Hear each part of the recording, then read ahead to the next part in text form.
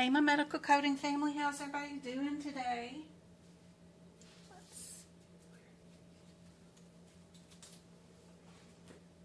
Happy Monday.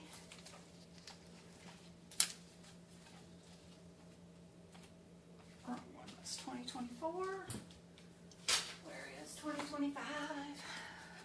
You can use either one. If you're taking a CPC, CRC, or any of the aapc certification exams, you can use 2024 or 2025 books. Either one will work. I'll move all my markers over.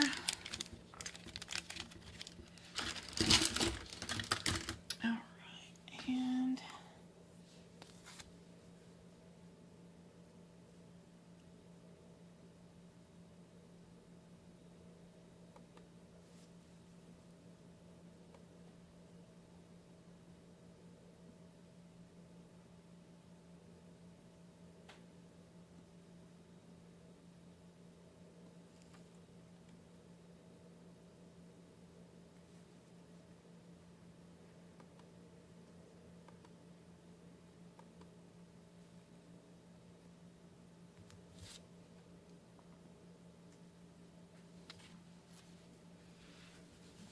all right, let me bring up chat, see what I missed.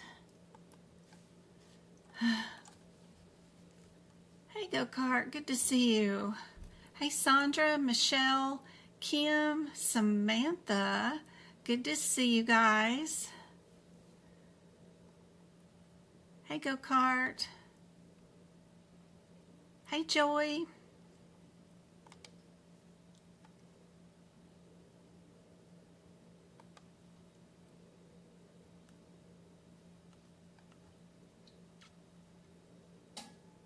Hey, Levy.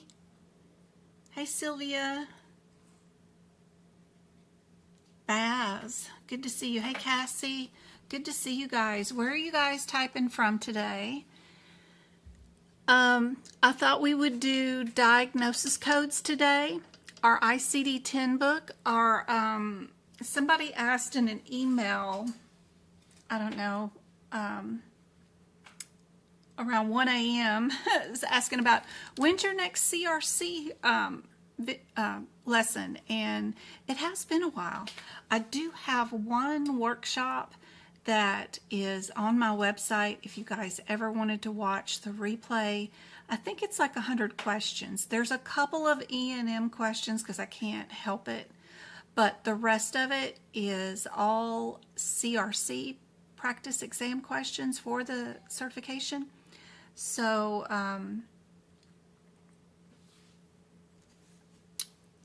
sorry, my doorbell just rang. Hey, Royal. We got Connecticut, Indiana. One of my besties lives there. Cali. Ooh, love the healthcare system in Cali as far as working there and for as a job, you know. Is that Grandma got an order or something? Okay. Just make sure it's not food sitting out there getting wasted. Sorry, I have to tell my kid to check the front door because, of course, he's sitting right next to the front door and he will not move unless he's told to. You know how guys are. Hey, Angela. Yes, how's your son today? What is that one called? Where do you find it? Yep. All right, let's see if I can find it here for you.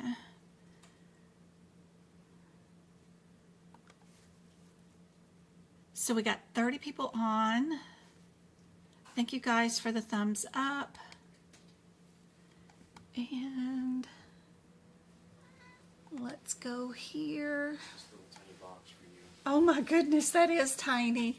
That is little bitty box. It's cute. All right. That's amazing. That stayed in a truck and came all the way here. Let me see. Let me switch this over to here. So if we go to my website and that is just not streaming very good. Let me find another one real quick. Let's do this one and have it do it. There we go. That's much better.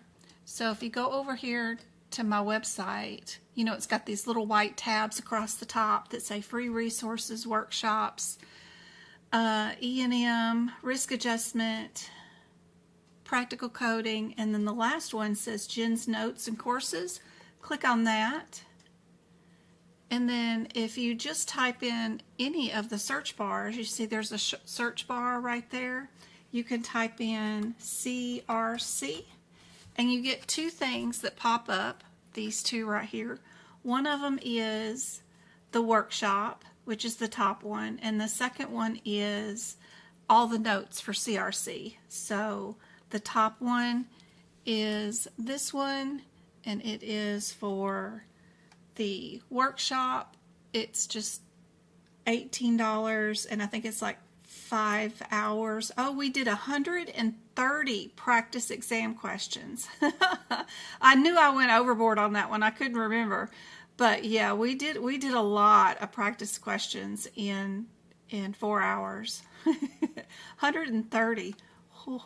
So this is just an instant download of the YouTube URL link for the replay of the video, and then you can go there and replay it all you want.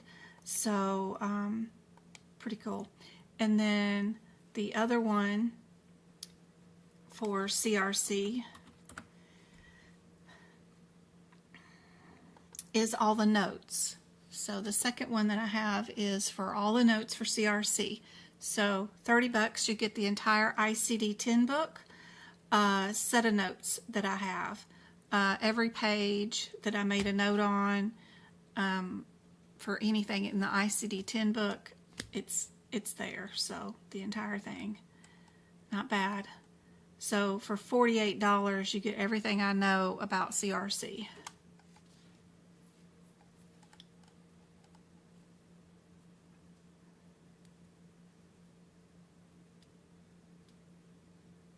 All right, switch this over to our practice questions for today.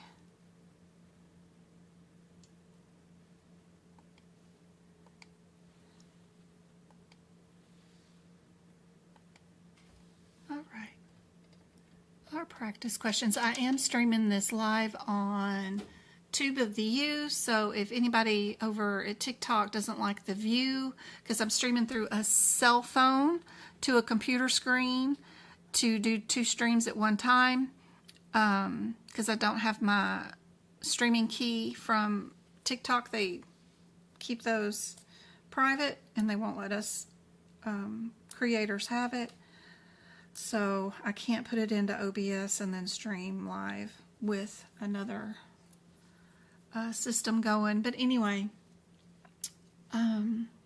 there is a better stream with a better view going on at that other location. Speaking of that other location too, by the way, if you are on my website and we go over here to the social media links, it'll take you to cats. They're being so loud. It'll take you to my channel where I am streaming live right now. It's got when I'm going to go live next. I moved it to where it's right there on the front page as soon as you get there, so you don't have to scroll down and look for it. I didn't know I could do that, so I rearranged the tabs today. And then the next thing I have right underneath it is all the practice exam questions. So if you ever wanted to do practice exam questions, I've got a ton on this page that are interactive, like you just click on what you think the answer is and then it'll give you what the rationale is. It's not a video, but it's just a ton of practice exam questions. So now when you go to this page, it's got viewer voted best video as the first tab, and I can't move that one, but then it's got the live going right there, and then it's got the upcoming streams, the practice exam questions, and then it's got past live streams, and then what videos it thinks that are handy dandy for you, and top community clips. Did you guys know that during my videos, or if you're watching a replay of any of my videos, if you guys really like a 5-second, 10-second, 30-second sentence that I just said that was like, that's one of her best ideas ever I've heard, you can save that snippet of the 30 seconds of whatever I just said in a video and share it out to everybody else. Like Pam did this one on abbreviations, and then Reba just labeled this one to watch back. So it's 14 seconds of something that she heard, and she's like, oh, I need to know that. And she just clipped it and posted it. And you guys can do that. You can take my videos, and if you're listening to me talk about my kids and 45 minutes, and then finally I say something worth a darn, you can clip that and save it so that nobody else has to suffer through all my banter. Save the most important info. If you felt like it, it's kind of cool. That's pretty cool thing that they've got on YouTube, if the creator is allowing it, and I allow you guys to create your own little snippets of my nightmare 2-hour-long videos. Anyway, pretty cool. All right, let me get rid of that again and go back to this, and let's get to our practice questions for today.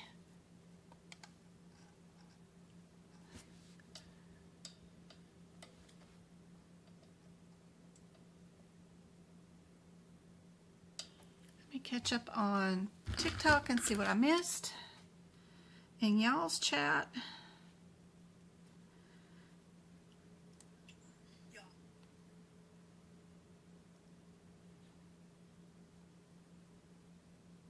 Thank you for sharing the live. Thank you for tapping on the live. I already got 2,000 taps on TikTok. You guys are crazy. We got 29 people on. Thank you much, guys. And what was shared in chat? Third time, Dirty Red. Haven't seen you in a while. It has been 3 years. Aw.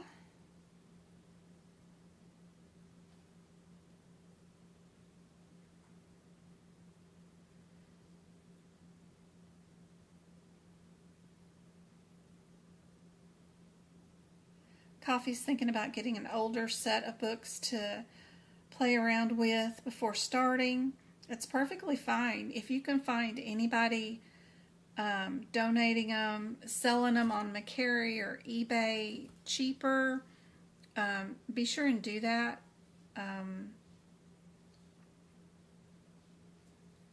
You can even rent them from places like Book Run for like $13 for 90 days, but you got to be sure and send it back. They provide all the shipping and all that stuff, labeling for you, but don't forget to check with your local community college and Goodwill and see if anybody has dropped off any, and if they're selling them on a $1 day or something.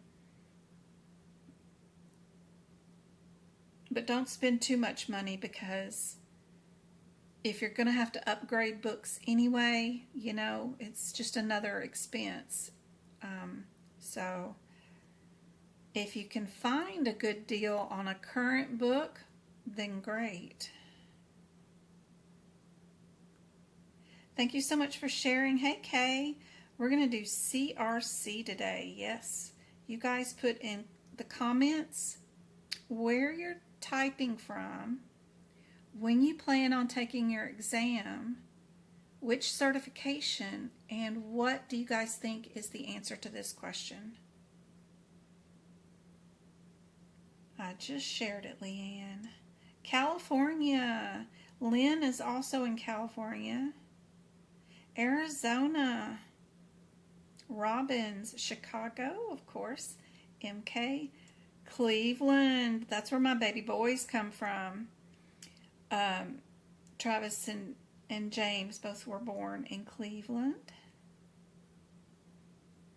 Dirty Red, check your email. I will. I was checking it till like 4 in the morning this morning.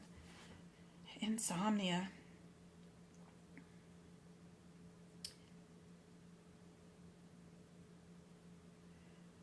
Travis got on the National USA cheer team. There are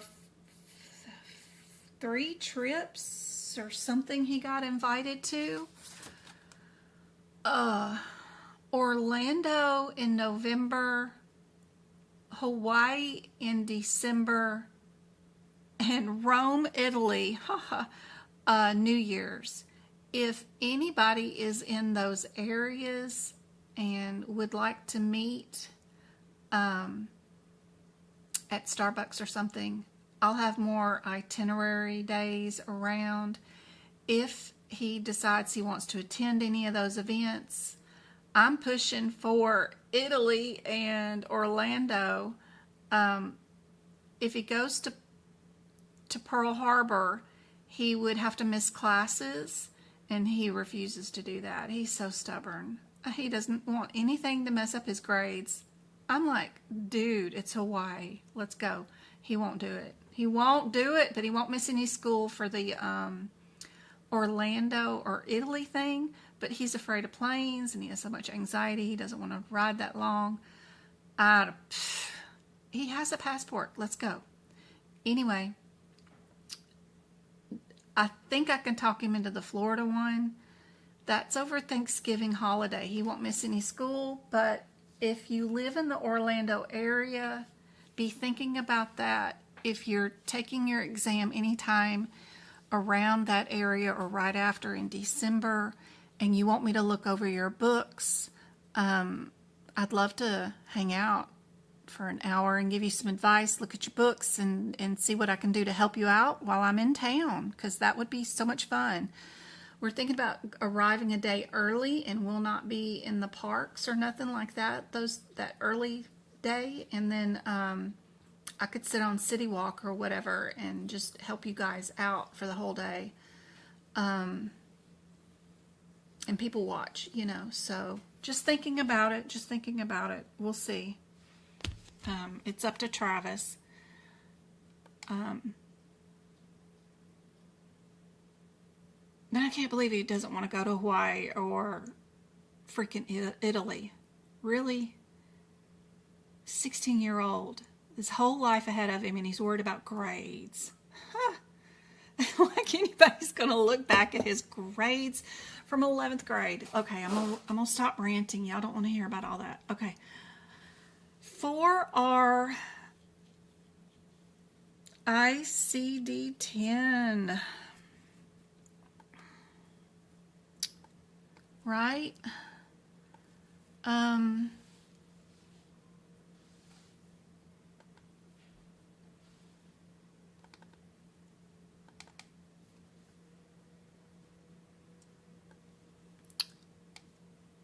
A lot of stuff for risk adjustment is a lot about your guidelines in the front of your book, right? And you're going to need to know how to navigate this kind of stuff really, really quickly, because it's still 100 questions. It's still multiple choice, which is great.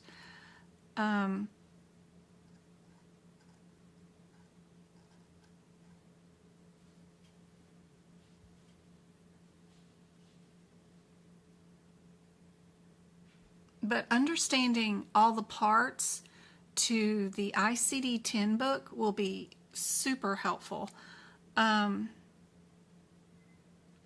sure. For our myocardial infarction, right, we're going to have our, let me see if I can't turn on my camera, properties. For our camera, that's not, wrong one. I need the video camera. Properties. Got to turn it all green for a second before it'll go back to properties, CRC. There we go. There we go. Now we got our ICD-10 book over here. And if you haven't done so, in the front of your ICD-10 book is the practical steps for learning or using the book. If you have not gone through it and figured out that, you know, the first character like A, B, C, D of an ICD-10 code, they all have a meaning and a reason for being there, and what those reasons are and how to find it is super important. Knowing about subchapters and blocks and categories that are divided into subcategories, and then your subcategories are divided also again further, because this is super helpful. Of course, you need to know your conventions, and then you need to know how to utilize the 4 indexes in the front of the book, right? Your alphabetical diseases, your neoplasms, your external causes, right there.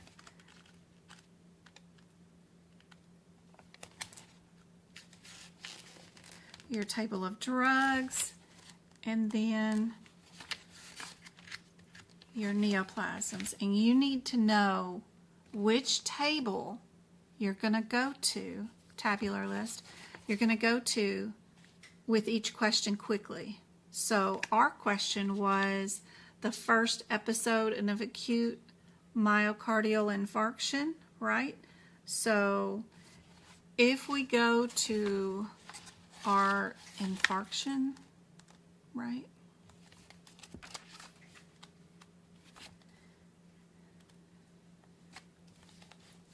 And we look at our, if you have the ICD-10 book for 2025 for AAPC's version of it, I'm on page 218.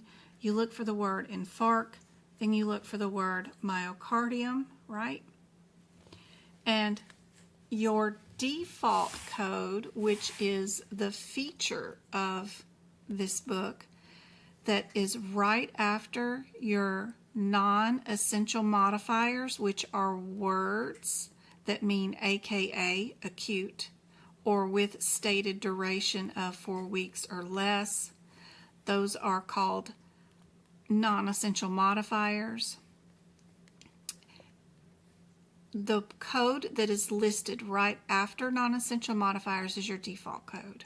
If you know nothing else about the patient, you don't know if it's microvascular disease or non-obstructive that caused it, or associated with any other revascularizations or surgeries, or due to ischemia or nothing else. All you know is an acute myocardial infarction, then you need to know how to look in the index quickly for the default code. And that's where those pages come in real handy up here in the front of the book about your practical steps, your symbols, and of course the list of features, the previous page. These are all on page 1, 2, and 3. Super helpful, along with, you know, of course, your guidelines that are super helpful. The major thing in using your guidelines during your exam is to know which section you're going to be looking for any given example. This particular example, the first question, we didn't need anything other than the alphabetical index. But what if I actually needed a guideline to tell me what a code was, right? Understanding there is 3 sections, main sections. Like section 1 just does your conventions, like is what does excludes 1 or excludes 2 means? What's your 7th character mean? All the little buttons and whistles that are involved in ICD-10 coding, with, and, see, all that stuff is listed under Section 1. Section B over here, we're talking about general coding guidelines. For in general, how do you report an impending diagnosis or laterality, the right side of a diagnosis, the left side of a diagnosis, signs and symptoms, just in general overall. And then your Section C right here is diagnosis specific, like if you have HIV and pregnancy, how do you deal with it? How do you deal with a post-transplant organ that now has cancer? Where do you look for that information? And most things are handled in that C section, right? You've got some other ones,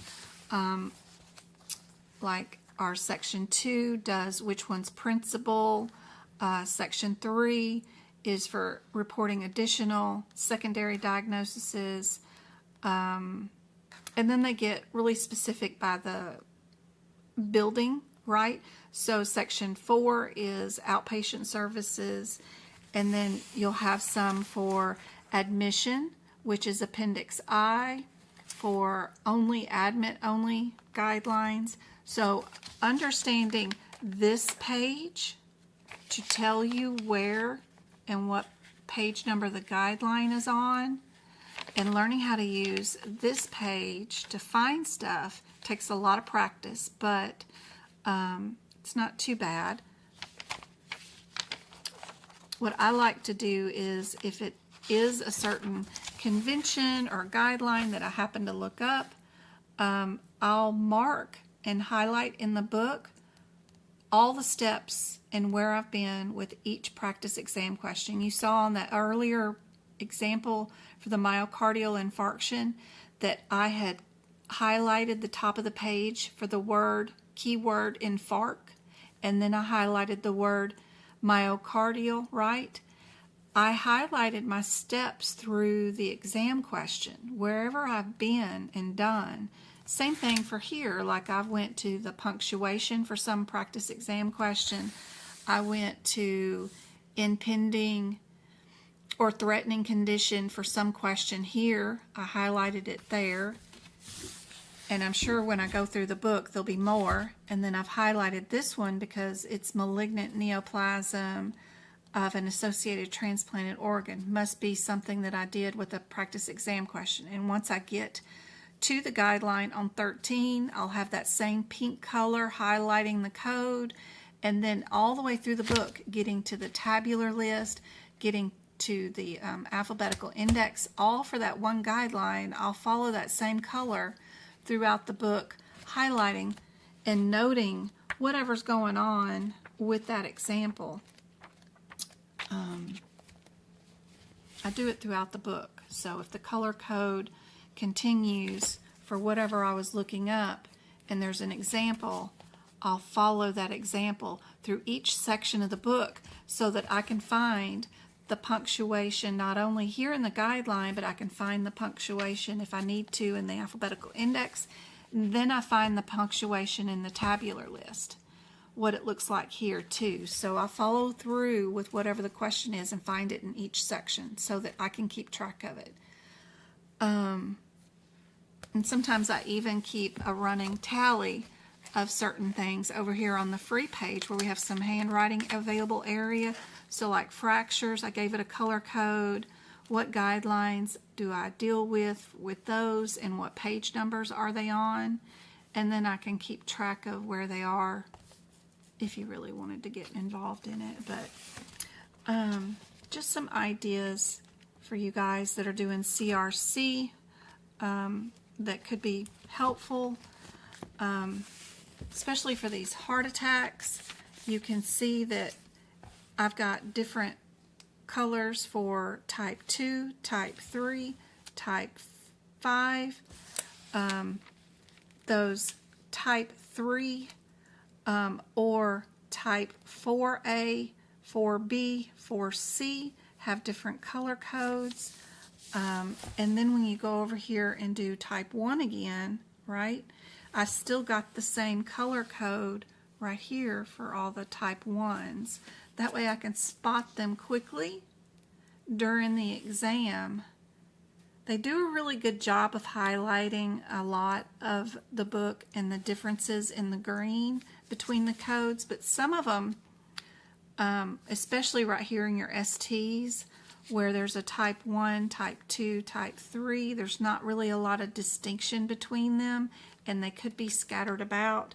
So I do make some additional highlights in that area. But like I said, if you get the CRC notes, you've got all that with it. So anyway, any chapter specific guidelines for a chapter right before you code it, and it has the anatomy right there and then the code set. Sometimes I like to come over here with the guidelines that they now moved to the chapters and add in a few of the toughest guidelines for that area and write some generic codes too. So like if we're doing blindness in both eyes, I know what the code is and I don't have to look it up. What if it's only in one eye, right? What if I've got a eye strain only, which is hard to look up because you have to look it up under visual disturbance. It's one of the tricky ones that you can't look it up under eye strain in the alphabetical index. It doesn't exist, or it tells you to go to something else, which is visual disturbance, and then you got to look it up again somewhere else. It's a nightmare. So over at the eye strain in the alphabetical index, I will have the real code listed there where it's telling me I have to go look up the code under visual disturbance, because I don't want to go to eye strain 15,000 times every time I look up that question and do it again. I go on and write the correct answer next to eye strain. And then at visual disturbance, I also have it noted right there too, because, you know, that's obviously where it goes. But some of the weird ones where you got to look up different words for different stuff, I like to write again in the tabular list at the front. That way I don't have to look them up again.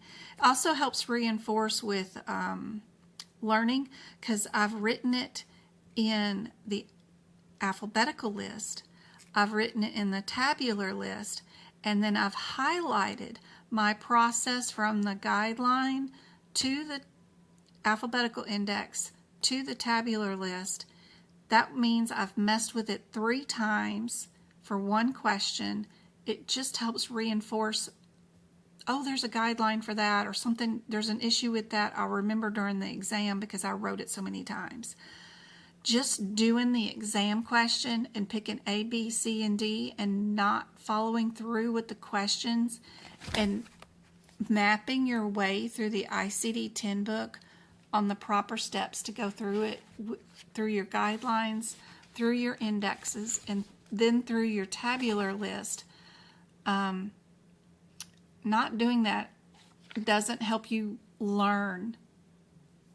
And it doesn't help you with the muscle memory of getting to the codes and remembering where sections are so that you can get to them fast. You need to also have muscle memory in your hands and your body getting through this book, getting to things fast.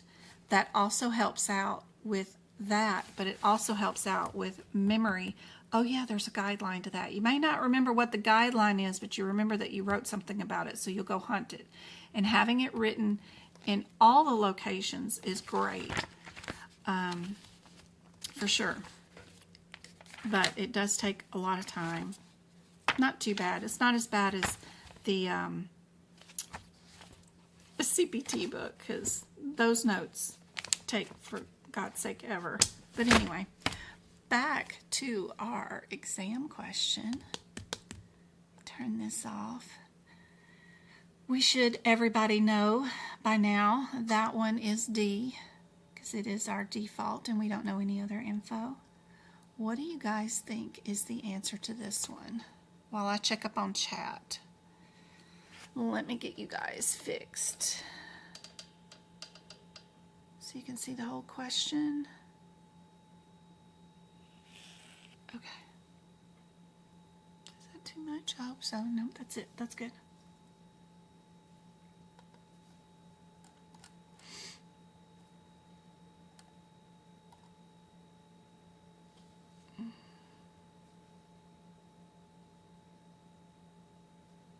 Praying that the left eyesight will come back soon. Yeah, no worries. Let it take its time.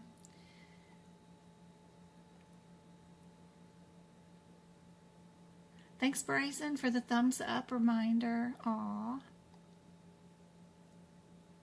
Good evening. I hope you are having a great night. Thanks, Wilson.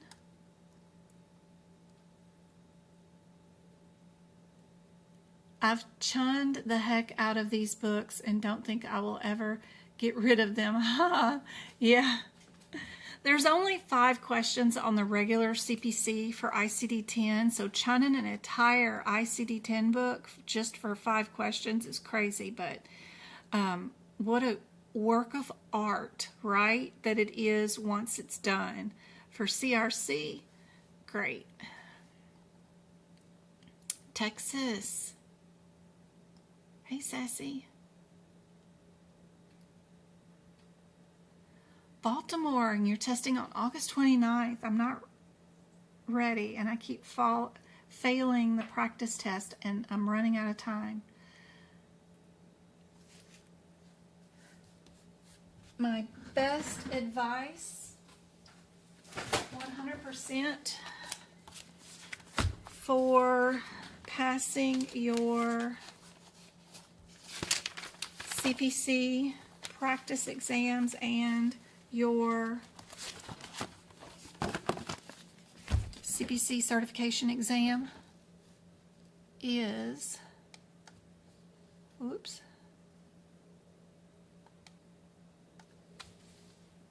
so I'm at the urology chapter, right? Your urology chapter is divided up into different body parts. If you're running to the available codes, like A and B are on this page, C and D are on this page, don't go to the CPT code, read the descriptor, and pick your answer that way. Is your available answer A and B under what body part first? Are you under kidney? Are you under ureter? Are you under bladder? And then there's 2 more down here in the black. Ureter and bladder repair, or ureter and pelvis repair. Okay? You have to clear what body part you are repairing first. Look at your exam question. You might go through the urethra to get to the bladder to repair it or excise it or do something to it. So be careful. But what exactly did you do in the urology question today? I did a urethra stent and a bladder excision. So you know, just by looking at this page, your available codes can only be from 55204 to 52318. Any other available answers are wrong because this code set is the only code set that is doing anything to a urethra and a bladder at the same time. You have to look back at your red headers for each available answer. You can either do it on this page or you can do it inside your CPT book. And like if 2 answers are, one's right here and one's right here, you can see that we've got a different body part. We've got one body part here, and then this body part for this available answer will be something over here, which is right there. That'll go across the CPT book. It doesn't matter where you are in this book unless it's E&M. Of course, that's a different bird. But you have to clear and see what repair you were doing. Once you figure out your body part, what surgery did you do today? Did I just cut into it? Did I remove something? Did I put something back in it? Right? Did I just scope it and look-see? What did I do? These different surgeries go to only that body part. So once you figure out what body part you're in, then you can break it down by what type of surgery did you do. And that's how you pass the certification exam. It's not going from each individual CPT code, available answer, and reading the descriptor and picking out an answer. That will get you wrong every time. Go look at your headers. What body part are you in? I mean, you could be anywhere: musculoskeletal, radiology, brain, it doesn't matter, eyeball, anything. Are you doing a repair on a sclera or a lens? What are you doing? What body part are you working on? You've got to clear these headers first. Start redoing all of your practice exam questions by only looking at the body parts first in the question. What did you work on and how did you work on it? Did you scope it? Did you percutaneous it? Did you open it up with a scalpel and look at it with your eyeballs? That'll decide what surgery you did. Anyway, back to CRC. Baby Ruth, what's she saying? Where's she at? Mississippi. I grew up a lot of my life in Mississippi. Walls, Mississippi. I used to run to the grocery store at Bullfrog Corner and get eggs and milk from my mom and dad. I mean, I couldn't have been 6 years old going by myself to Bullfrog Corner.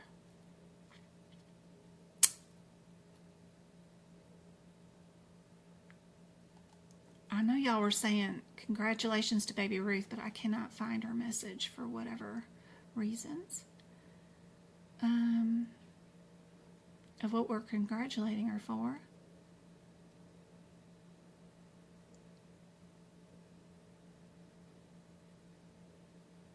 Is there any assistance with AAPC membership? Yes. If you have already purchased an AAPC membership before and it's time to renew, they have a disaster grant and a hardship fund. So if you were in a car wreck or flooded and you lost all your books or whatever, in a disaster, you know, even a car wreck or whatever, and then also they have a hardship fund. So apply to both of those. They're on their website. Just go Google it under AAPC's membership. If you have not been a member before, I'm not certain if there is one.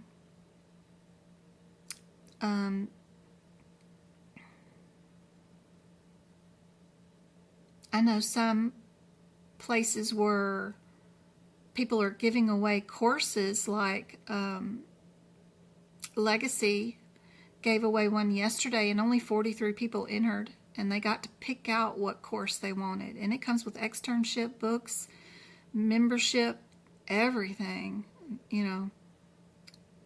Craziness. I wish I could do something like that. And all you had to do was comment on one TikTok. And she just scrolled and put her finger on a person and gave thousands of dollars away, that include membership and everything. So, you know, you got to keep an ear out. I think there's some other school that has a grant. I have to look that up and see. I done forgot what their name is, but I have a list on my website of additional educators and their links underneath the resources tab. So just hover over that and you'll see the tab pop up for additional educators, and there's links there. Be sure to let AAPC know you have to be active with AAPC. You need to attend your monthly meetings with your chapter.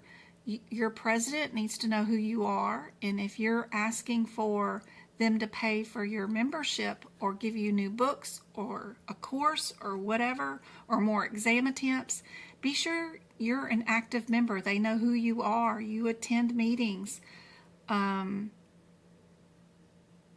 if it's virtual, you know. So squeaky wheel gets attention. You're testing on the 30th for CRC. Awesome. 30 minutes north of Dallas. Awesome, Sassy. Orlando, Karen. Taking your CRC on 9/11. Last test, I missed it by just 7 points. Excellent score.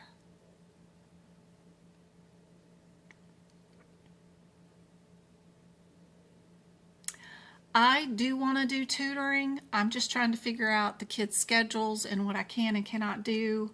Right now, school just started back. Travis is obviously very active in cheer. And like this Wednesday is parent-teacher night, back to school. You know, I'm just trying to figure it out. Plus, I have a new course of students that's starting on Tuesday the 26th. Where I'm going to teach them all 21 chapters of the CPC course. So I'm trying to sort that out and finish up with my last set of students from the previous course. And I got a workshop. We've got to do another workshop, a practice exam on the 31st. I've got to post that up too. I am going to start back tutoring. I just got to figure out what day. And I'm thinking that it might be Thursdays.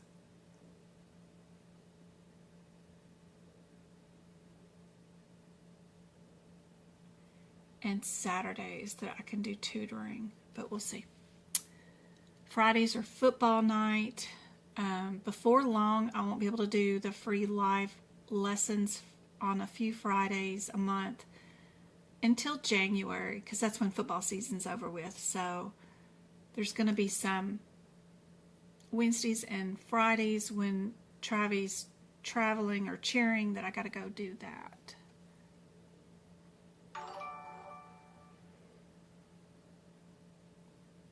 No worries, Sam. CPC.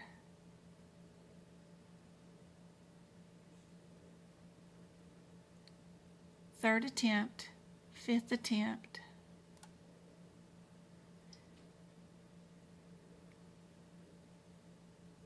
How do I find my local chapter? I can help with that too.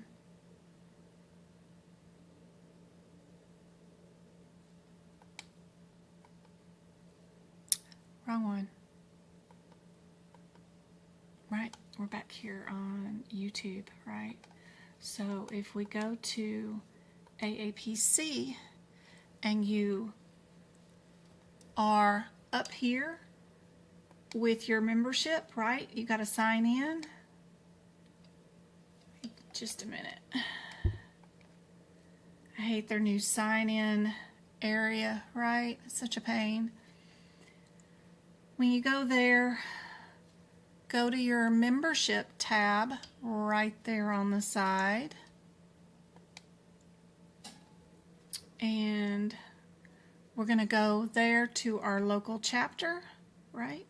And then you'll have your events right there of your local events that are going to be coming up. And we have an officer election coming up on October the 11th for mine. Some chapters are not very active, some are. Mine's Las Vegas. You'd think they'd be pretty active, but they also have a directory, right? You can see who is your officers. You can get their email addresses, all that stuff, and talk to them there. So there's all mine for Las Vegas, including their phone numbers and all that stuff. But and you can also update it and change it, and all that good stuff. But super easy to find. If you have not clicked through all these tabs and searched up what you have available inside your membership, you have a lot of resources. View all resources right there. There's a learning library right there. There's a career center. There is so much stuff. They even have risk adjustment stuff, documentation, compliance, practice management. So much stuff here under your resources tab, including a free library, career center, community forum, lots of stuff. But let's get back to our practice exam questions. I could go on and on and on forever. All right.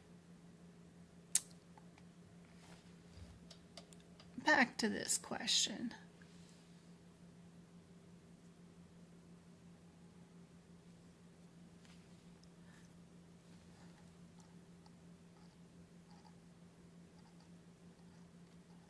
We've got R.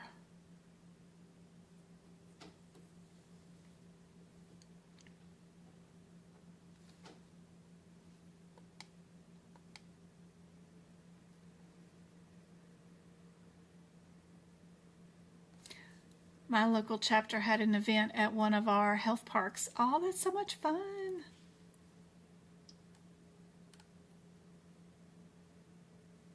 That was me. I was so excited. I can't believe I won. Isn't that awesome, Cassie?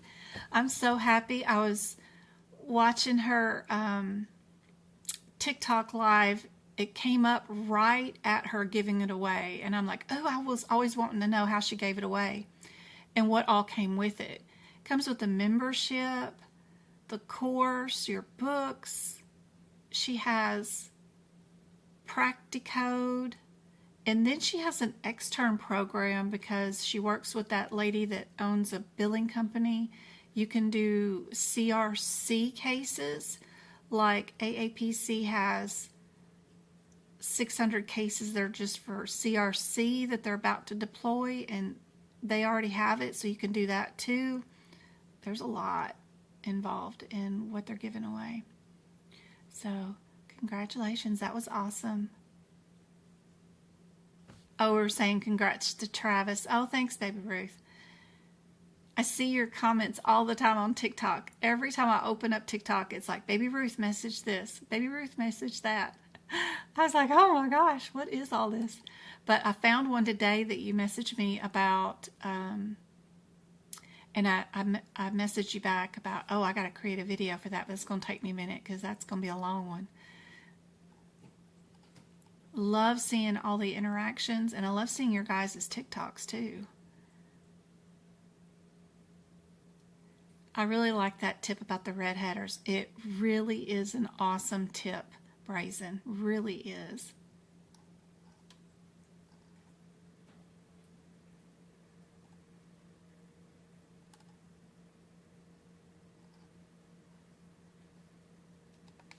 So for this question, you know if it is secondary that means metastatic cancer. Knowing AKA terms for medical conditions is super helpful.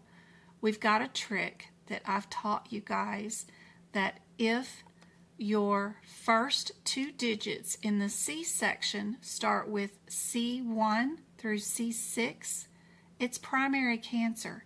Anything from C7 up, like C8, C9, is metastatic cancers. That means finding these answers is super fast if you can remember that one little detail.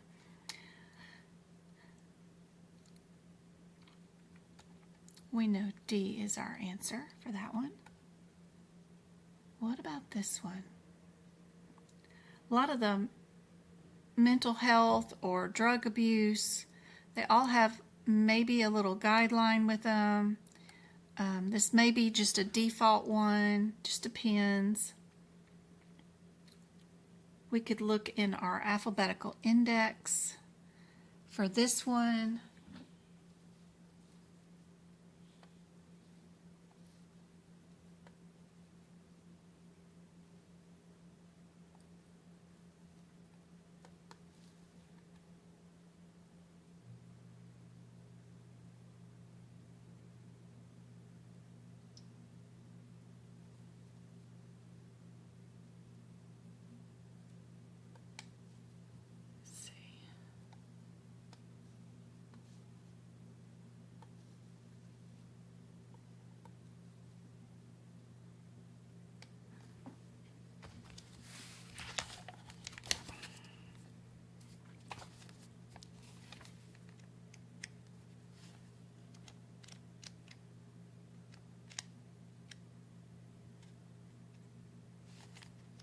If I could spell, it would help, right?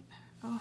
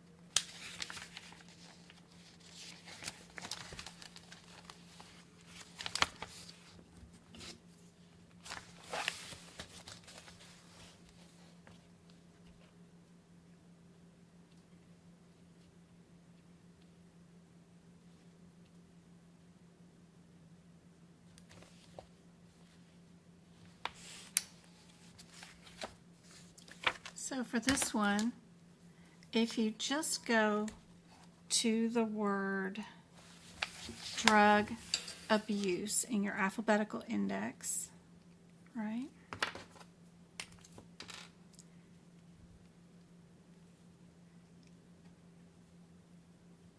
It tells you that you've got to go to the word dependence. And then when you get to dependence, you got to go to the word drug, and then you got to go to cannabis. So I found my answer over here at cannabis, right?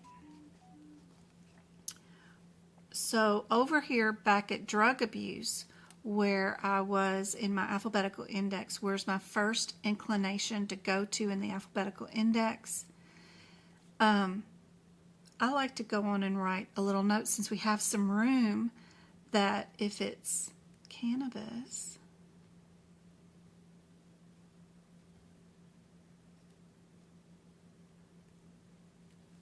I could write my answer down. Then I don't have to look it up again.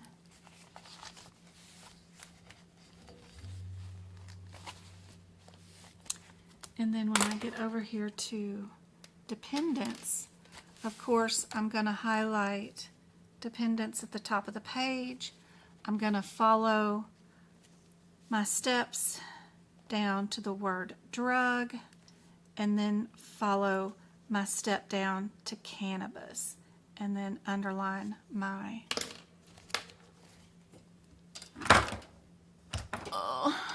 like that.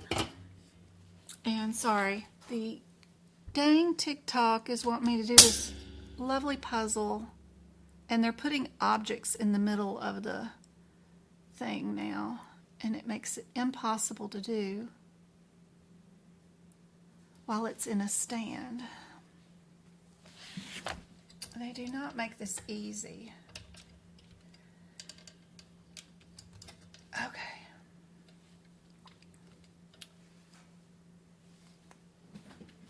All right, so dependence, drug, specific, cannabis, and underline my correct answer, right?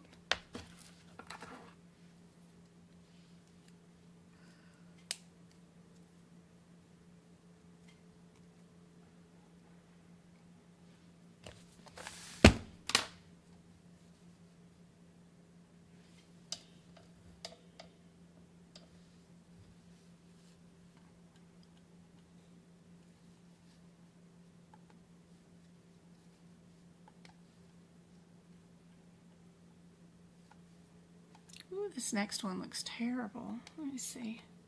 Can I fix you?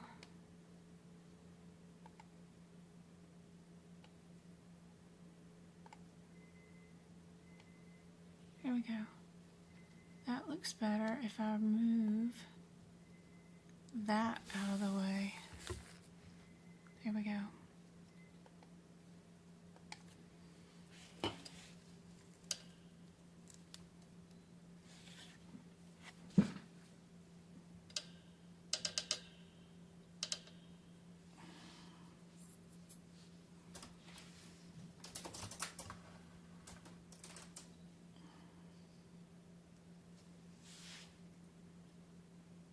still too close.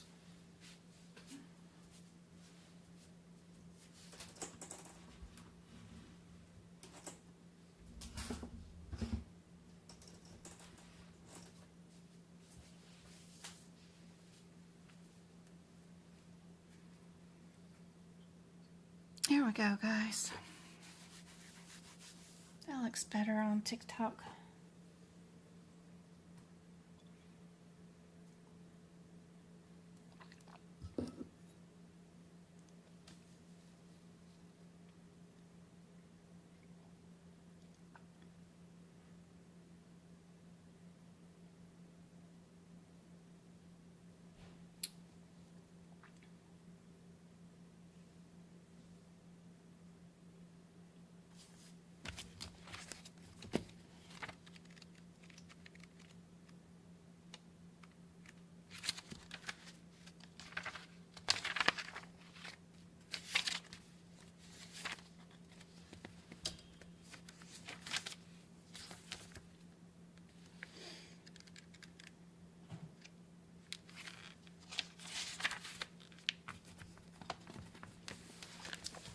So another tip that I have for risk adjustment is when we have our guidelines, they move to the front of our ICD-10 book. If you happen to have an AAPC version, they move just that chapter specific guidelines to the front of the tabular list that you're about to ICD-10 code. Well, inside certain infections and parasitic diseases, there's a lot of things that we could code in this whole section from A's to B's. And most of it has to deal with one particular diagnosis, which is sepsis, that A41.9. So what I like to do is go to that particular ICD-10 code, I-41, because it's the most used out of this section for all the practice exam questions. And I rewrite my guidelines up here in the front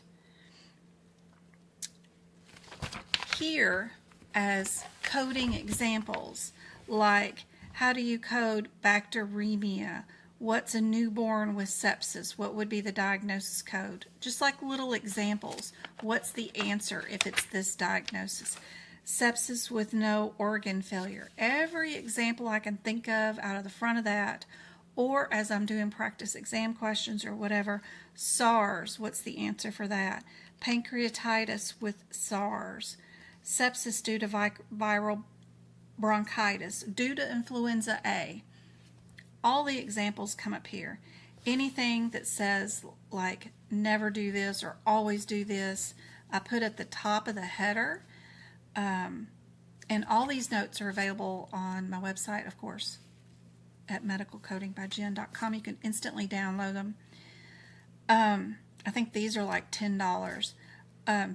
Or you do the CRC one and it's $30 for the whole book, right? But anyway, R65 is never first. Severe sepsis is at least 2 codes. Urosepsis, query the doctor, and sepsis with no organ failure, 1 diagnosis code.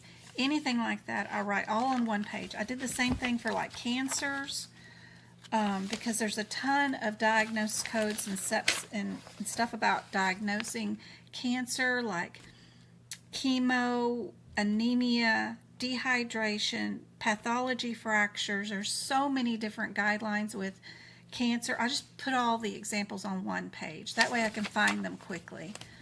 I don't know if that would be helpful for this one, but our 41.9, that reminds me of something, because like every time I look at these examples, where is 41.9?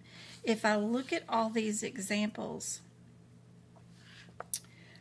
most of the time that code is not first.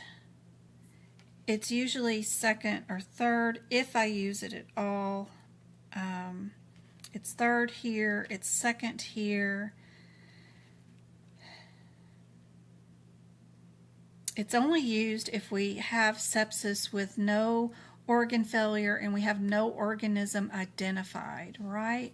So looking at previous correct answers, I don't think we start out with the A41.9. So A and D for our example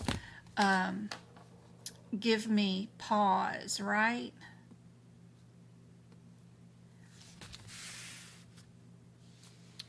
So if I'm looking at answers C and B, then do I have 4 diagnosis codes or do I have 2?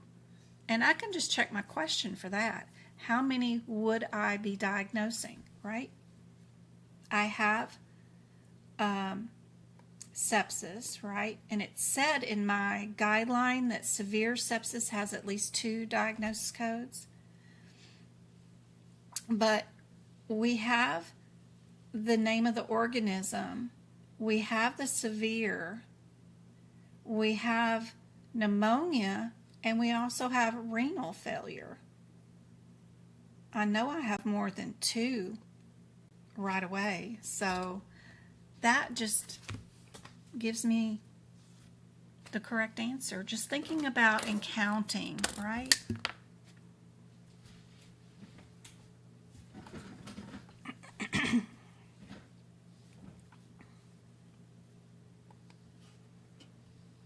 Yep, B is our answer. Good job.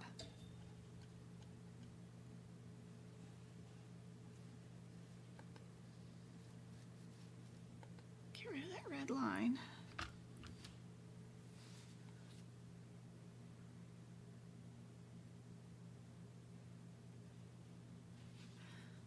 So my classes, and when I had them, is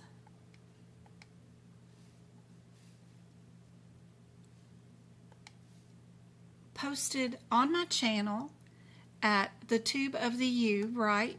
If you come here to the tube of the U, right, and you look right here at the second line, the upcoming streams are listed right there so that you know the date and time.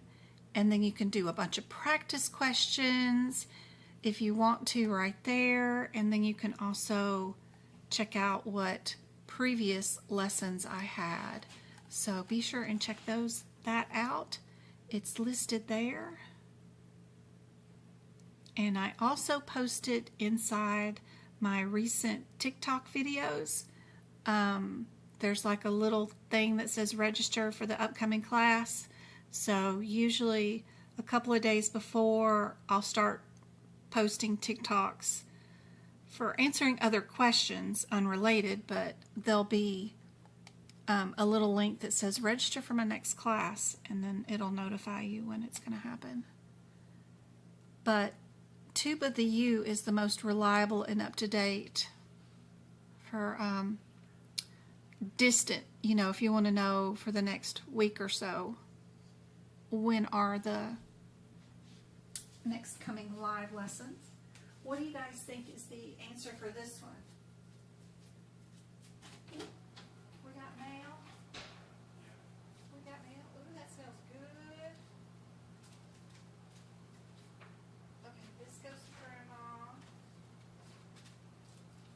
That goes to Grandma. That one goes to Grandma. That one goes to Grandma. That one goes to Grandma. That one goes to Grandma. That one goes to Grandma. And this one you can throw in the garbage can. Okay. Both of them?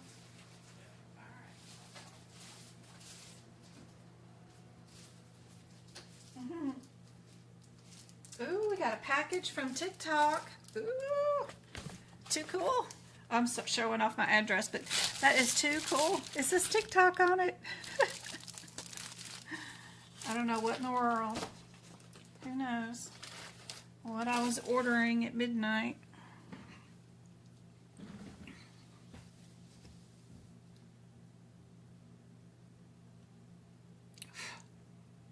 What do you guys think is the answer here? Do you have 1 or 2 diagnosis codes?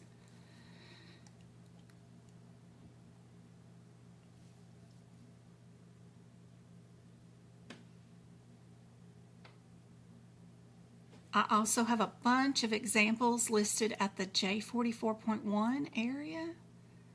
Just in general, J44, I go to that area, have a bunch of examples listed here. I always get confused with the COPDs. Some things get extra added on. Some things are just part of COPD and you don't add those into it. I ain't got time to look up the guidelines, so I just write in a bunch of examples so that I know if the available answer is there listed in the examples that I've written out, then I don't have to stress too much.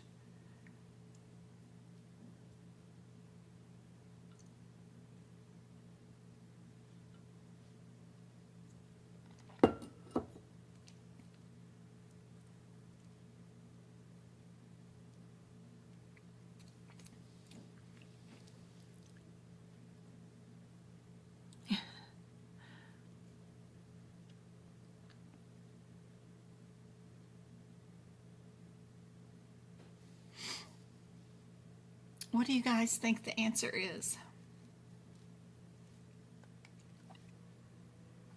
Indeed, we are A. Perfect. Good job. Okay.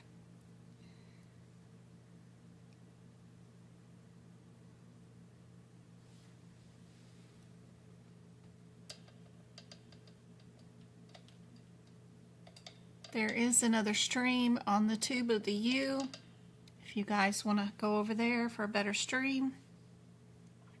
But it is really hard to show you guys the camera view and the question at the same time so that you guys aren't missing out on anything, but trying.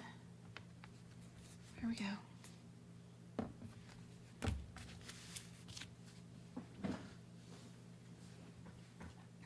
How are we doing this one?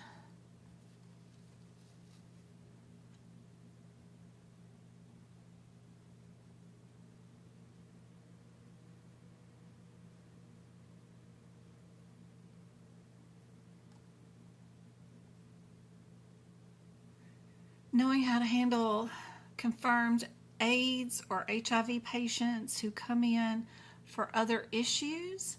Which codes go first, which codes go second will definitely be on the exam. Get rid of those red lines. Dang it. There we go. Much better, except for the shakiness.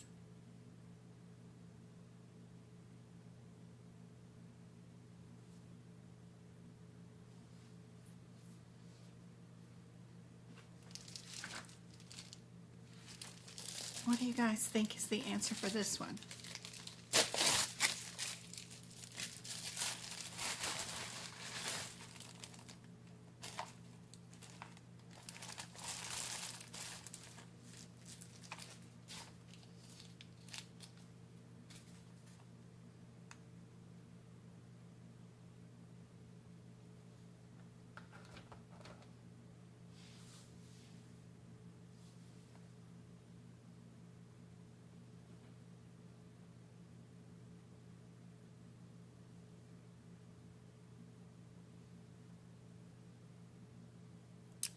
So then you know your answer to this question is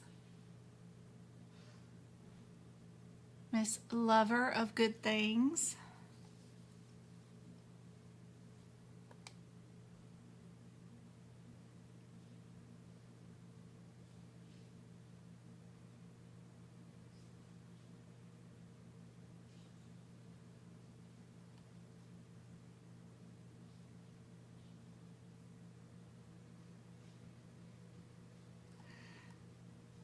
What do you do? What's the, I don't understand the question, Twinkle, because it's all done ahead of time.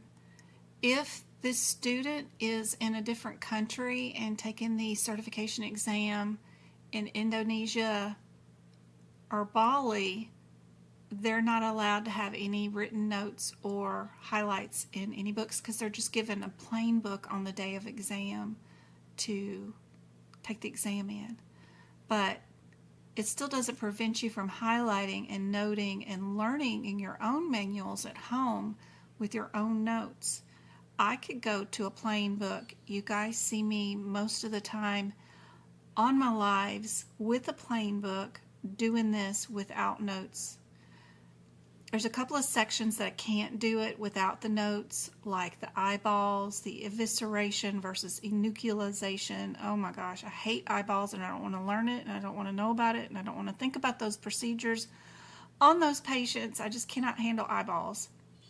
So that one section, I got to have my notes. But the rest, you know, I can do it without notes because I've written the notes in my books, and then that memorization of doing it by hand with highlights is helpful for sure.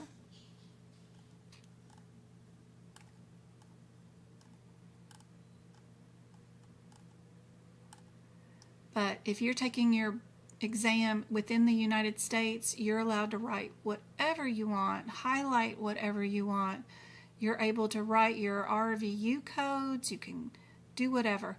Also, your RVUs, if they need to be calculated, it comes with a calculator. Your CPC exam comes with an E&M calculator, RVU calculator. If you are not purchased and practicing practice exam questions inside the AAPC practice exam question area so that you can see all that information and know how the exam is set up and what tools you have available to you during your exam, you are at a disadvantage. Be sure to get some sort of practice exam questions from AAPC for the certification that you're going for so that you can play around in the same testing environment that you will be taking the exam in. You need to know what tools are going to be available to you during that exam.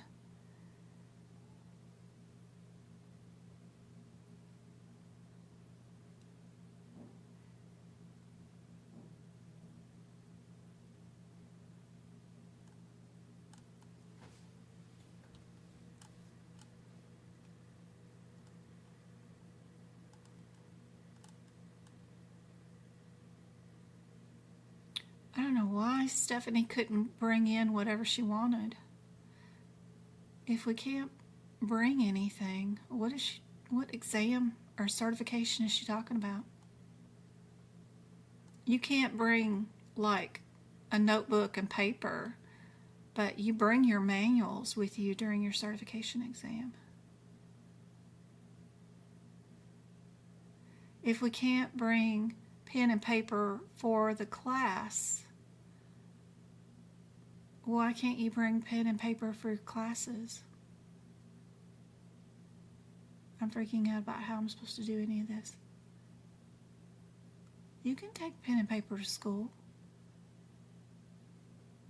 Online Zoom lessons, absolutely.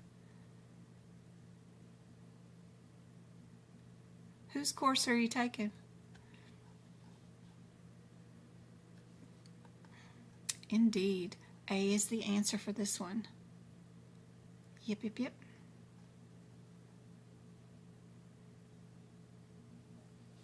Whose course are you taking?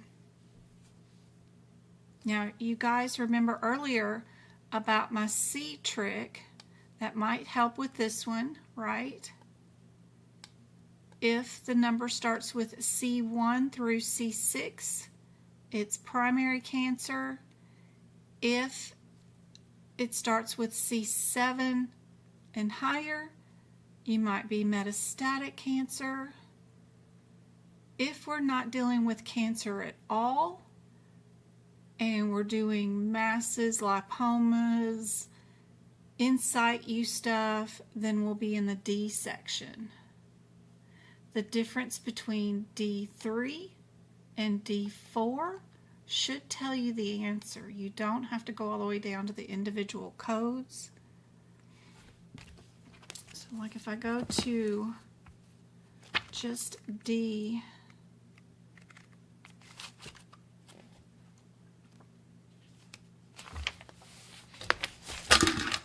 sorry, D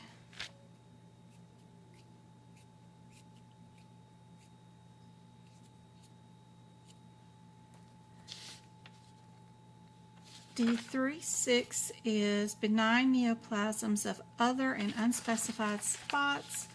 D49 is neoplasms of uncertain behavior. Are we dealing with behavior of a neoplasm, or are we dealing with just the neoplasm itself being unspecified? What are we billing for today? I don't think it's behavior. It's benign tumor. Yeah. We don't have any unspecified behavior in this tumor, so you know you're going to stick around and stay in your just benign neoplasms. Yeah. Just look at your chapter headers. You don't have to go all the way down to the last very tiny digits.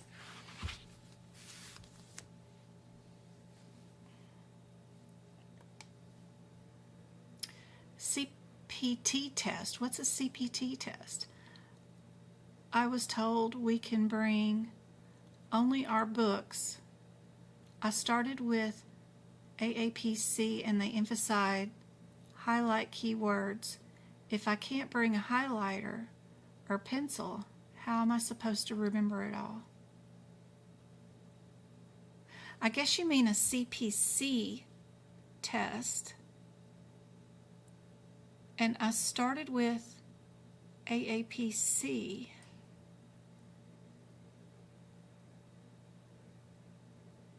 Key terms, inventory. When it comes to calculating RUVs, I need a calculator paper. It's all provided for you. There's a calculator in your certification exam. There's an RVU calculator. There's an E&M calculator. You have all that with you. It's inside the exam. Hold on. Have you even taken the course yet? Are you worrying about things we ain't even gotten to yet? Don't be stressing. If you're taking an AAPC course for all your lessons for AAPC, you can bring your pencil and your highlighter and you can highlight things during your class lessons. You can also, when you go home, you're going to be doing a lot of homework and you'll be doing a lot of highlighting in your spare time.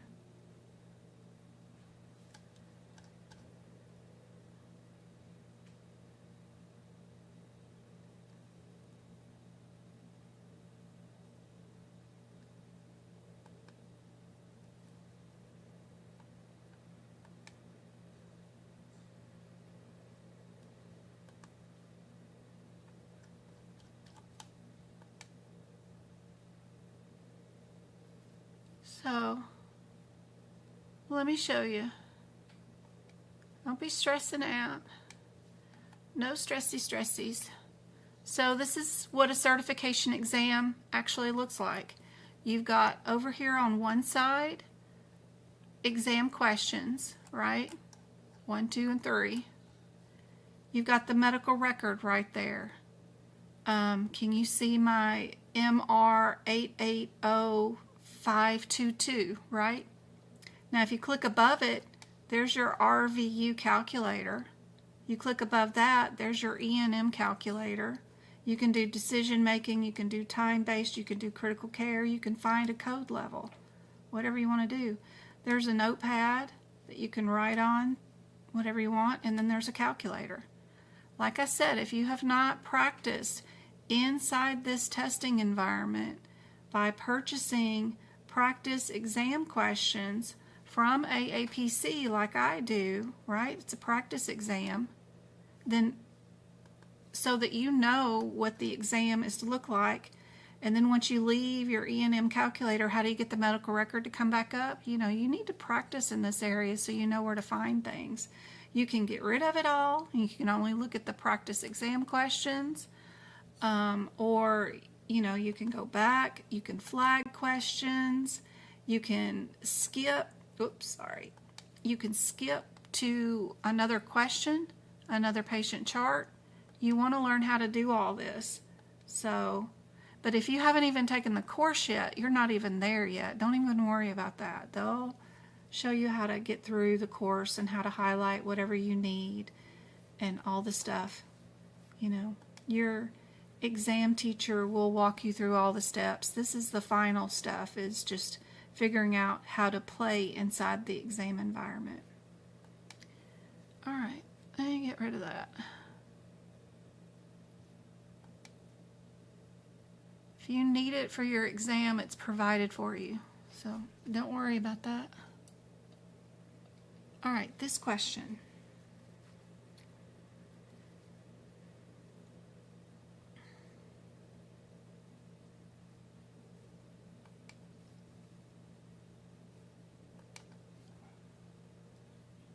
Yes, I've taken the course. It was a waste of money. Oh yeah, I accidentally put class, I meant certification. Okay. She's going for the CPC certification exam. Well, RUV and stuff is not listed on the CPC exam. You won't need it at all. You don't need a highlighter or a pencil for the certification exam. It's done electronically on a computer. Whether you do it in person or at home, it's that computer. Now, if you take it at a testing center, some testing centers will allow you to take a highlighter in, and you can highlight codes during your certification exam, but it just depends. But if you take it remote from home, nope, you absolutely cannot have a highlighter on your desk. But at the testing center, there's no video teacher watching you take the exam, and they're going to make you put away your purse and all that stuff and lock it away at the testing center, but you just use their computer to get going. And then that moderator, whoever put you in the room and set you up on the computer, is the one that oversees the exam. And some of them may let you bring a highlighter, but it's not a crutch you need. If you need to practice as many practice questions as you can without the use of a highlighter or pencil, right? You need to practice for what you are to expect on exam day.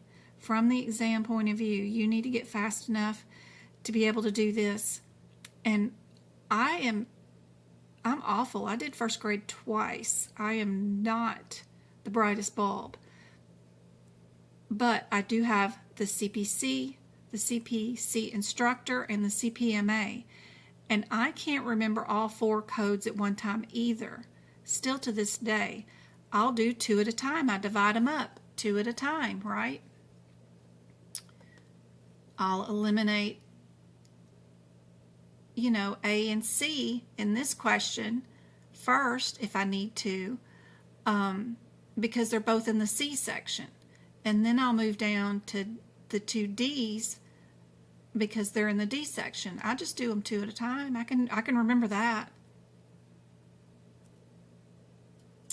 And this one is B.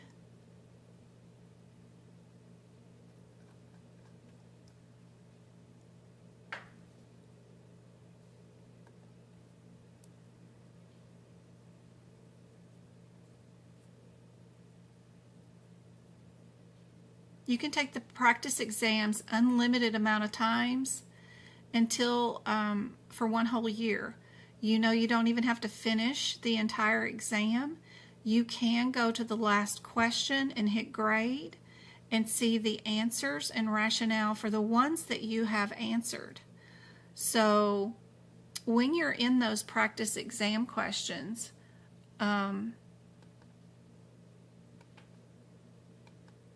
and you're doing them, this is not a normal CPC one, so forgive me, but if you're in here and you do an answer to a question, you got time while you're brushing your teeth to do one question. This exam has, I don't know how many questions, right? I figured out how to go to the last question because the last question will have that little button at the bottom that says submit exam, way down there at the bottom. Whatever your exam looks like, you just need to get to the last question and go on and hit submit exam. I only did 3 questions on this exam, and I can say yes, submit now. And then it'll grade it. That way you don't have to sit there and do all 50 questions or all 100, right? And then I can view my results right there and then show the correct answer and show feedback. That'll give me the answer and the rationale. So show answer, show feedback. Show answer, show feedback. And then I can see my answers and rationale for the 3 that I did. And then I can go back and redo the exam when I get time. These are meant to be redone multiple times, as many times as you want. And you don't have to sit there, don't save them. Start doing them right away as soon as you get them. You purchased them, do them. And then also you don't have to sit there and get rid of your family and have enough time to do all 50 questions. You don't need 2 hours, right? If you got 5 minutes while you're brushing your teeth, do it. And then come back at lunchtime and do 30 minutes worth of questions, which will be 10 questions, right? Submit those, get it graded, look at your answers, rationales, and then come back after everybody's gone to bed and then do a 2 hour or 1 hour, do half of them, do 25 of them before you go to bed. You know, you should be doing something for your certification exam every day. No matter what. What do you guys think is the answer for this one?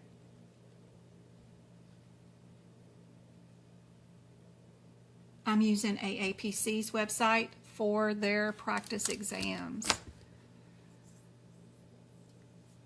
That exam is for the certification of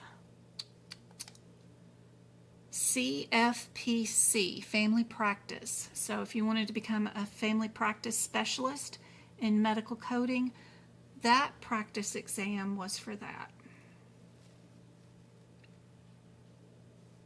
I like those specialty practice exam questions because they're only $40 and you still get 50 questions. So they're good value compared to a lot of their cost of their questions. You're welcome. Yep, it's AAPC. Let me show you real quick. It's been a while since I've done this and showed off where to get these. So if you go to AAPC's website, you do the drop-down menu for all certifications, right? You come here just to CPC. It's okay. Pick that one. Then over here to the side, you've got prepare for an exam. Click on that. Drop down menu right there. And it says practice exams, right? Click on practice exams. When you do that, you'll get this page. Now this one I'll have to zoom out on so I can show you. Everybody knows about the A, B, C, and D, right? But did you know you can go all the way over here to the final edge? You've got COC, CDEO, CIC, CRC, all that stuff. But go over here to specialty, the very last one. There is a drop-down menu of a ton of specialty ones. So you guys, it's not showing up. Is it showing up? It's not showing up on the live feed because it's a different internet page for you guys and it won't show up. But this drop down menu has 15 different certifications that show up. CASCC, CANPC, CCC, CPC. It goes on and on and on forever. The one that I'm going to pick is CEMC, which is that one, which is E&M. So if you want to be an E&M specialist, then I want those practice exam questions. And that's $39. You just click that one little box and click I agree. It'll shove it into your shopping cart and then you can purchase them.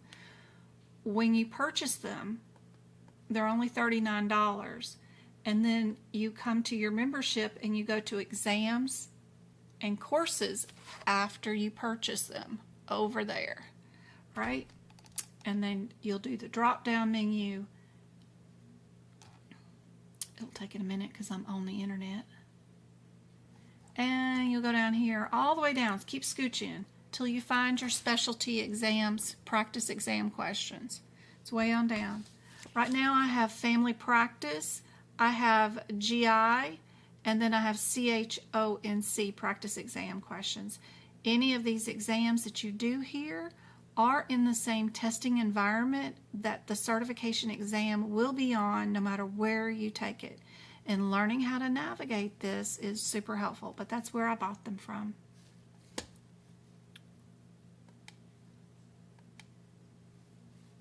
All right.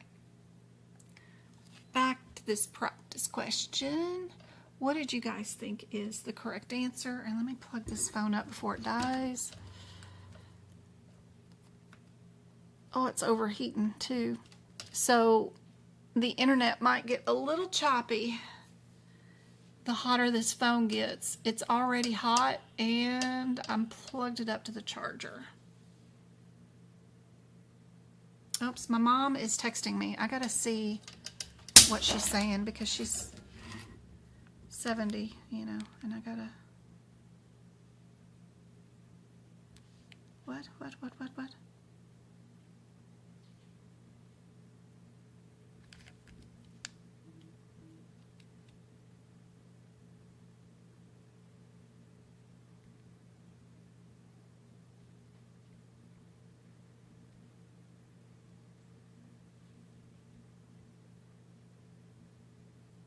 Oh, she wanted me to order her food, and I didn't.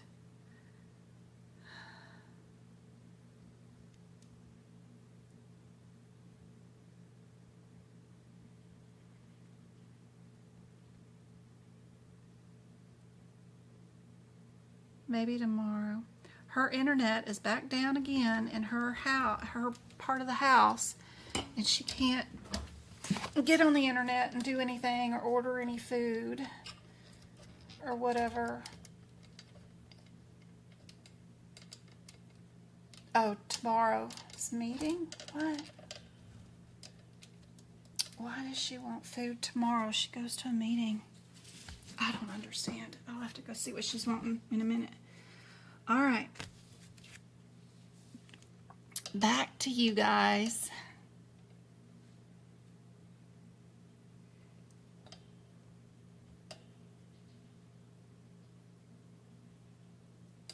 Here we go. What do you guys think is the answer for this one?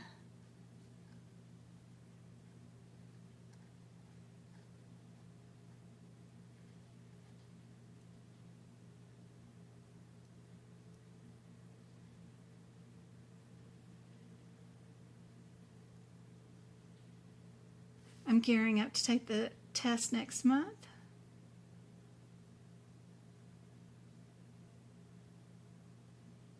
You're going to send me a cup for those pens. Don't need it, my love. You know, I do have a ton of cups, but I lay them out on my table so that I can grab the correct color while I'm doing book prep. So I'm doing book prep right now because I was doing cardiovascular. And when I'm doing book prep, I have to have everything laid out because I need to see what color I want, and if they're all in a cup, right? I can't, because I use so many different ones. I don't know if I'm going to want a highlighter, if I want a pen. So I just have them all. I don't know. This is the way I do it, is I've got them all laid out in long pattern rows, right? I'll have them double, triple done where, you know, they're like this. It's just a mountain of pens, right? And they're all laid out like a field of flowers, right?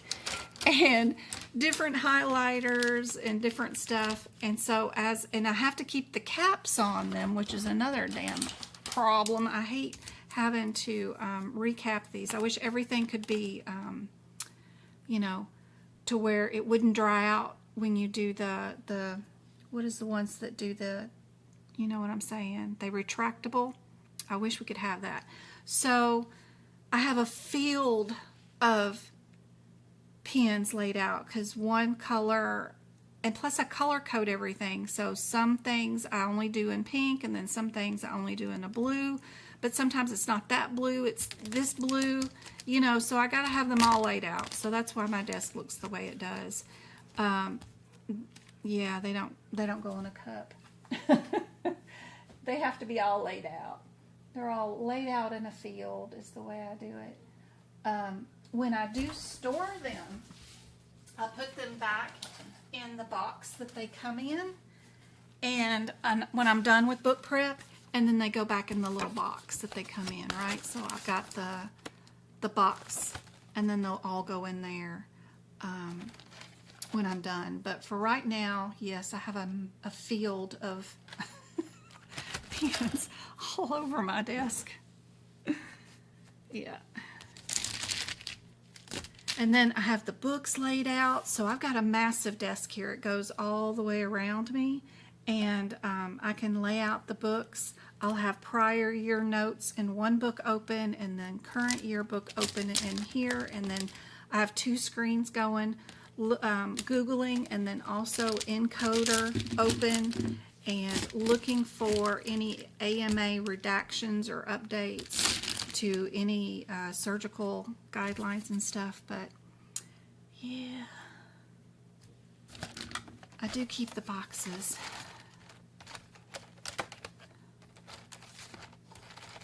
And put them back when I'm done. But when I'm book prepping, Lord, it's a nightmare on my desk for sure.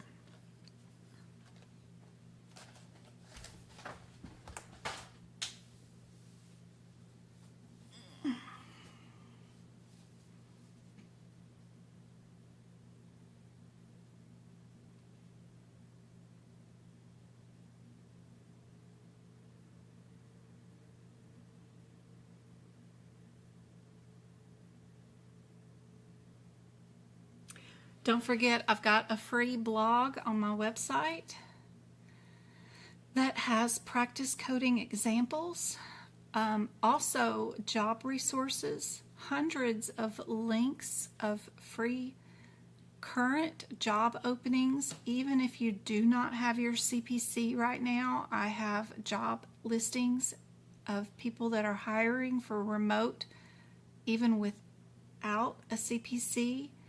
Let's say you need to be a referral specialist or a account specialist for LabCorp, right? Customers text messaging you, wanting to know why they got this bill. You look up their account info and you tell them the ICD-10 code for the lab work doesn't cover your lab according to your health plan, and your doctor needs to change the diagnosis code to something that's relevant. Whatever, you text them back. There are so many remote non-phone call jobs in many areas of medicine that you can do even without your CPC, and I list them all up on my website, in my blog, in our Discord group. We've got 2 rooms full of job resources, so lots of free help there. For process of elimination and looking for similarities for this one, right? E5 is listed in 3 of the answers. That makes me want to eliminate E4. And then 3 of the answers all have a 1 in it, so I'll keep that and get rid of the D. And then out of these 2, right, which one would it be? Just need to look up the differences, right?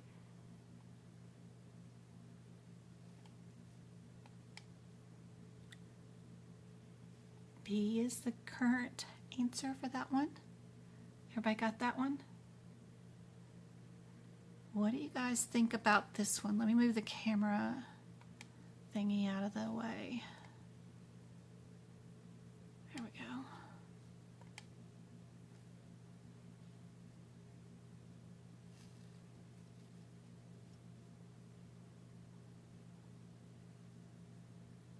Don't forget, when you're applying for jobs,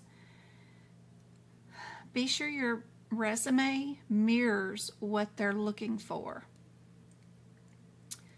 And if, like, they have a EHR listed and you've never used it, one of my suggestions is that you put it down on your resume that you know how to use it and submit your application, right? You're going to go to the website of that EHR company and you're going to contact the sales team, let them know that you work for a medical company and you're doing a presentation on different EHRs, and you wanted to know if they have any sales material that they would like to pass on to your employer. They will bend over backwards, try to set you up with some 30-minute sessions in their system, maybe even let you have a log on and password so you can play around in it. You'll get PDFs that you can study and practice with, and you'll know the different add-ons to their system, whether it's billing systems or an appointment system or a medical record system. You'll know what they call each system. You'll have the jargon. And then when you go to interview and they ask you, have you utilized this system, you can let them know that you've contacted the sales team and you feel confident about using the material. You've got all their educational material, blah, blah, blah. You can make yourself sound super highfalutin. If you ain't doing extra to get a job nowadays, then it's exactly what I did in the 80s and 90s when I was young and struggling.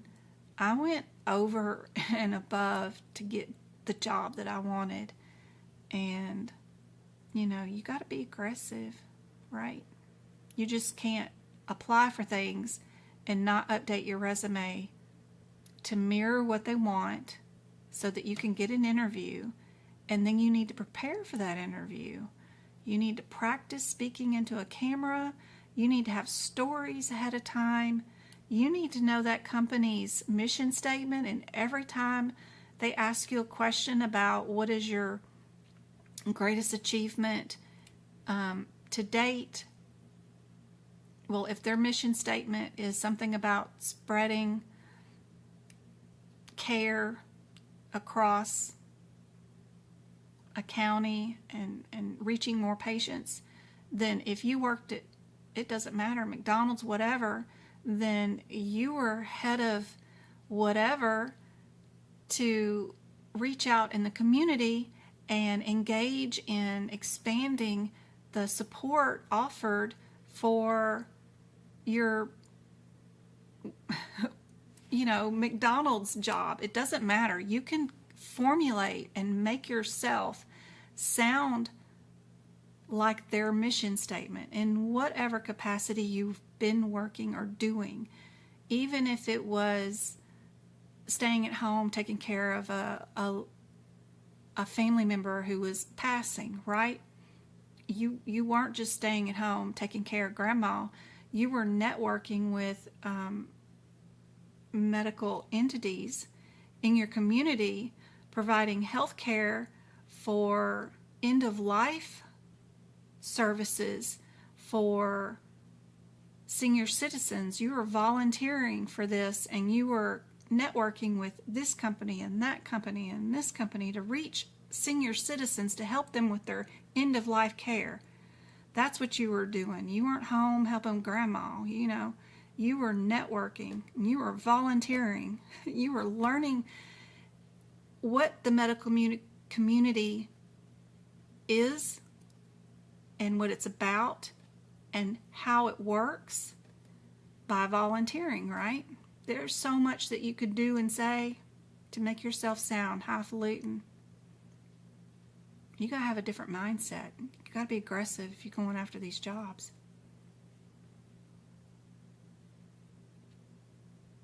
I'm the director of medical records in nursing homes. That's awesome. There's so much you can do with that. Oof. From vendors to outreach. There's so much with that. That's really cool. That's awesome. I know it sounds lovely. I got 66 of you guys on. What do you guys think is the available answer? Thank you for the 14,000 taps. Thank you for the 13 shares. Did we make all of the heart me's? That's so cool. And now we've got a bunch of subscribers too. I can't tell. And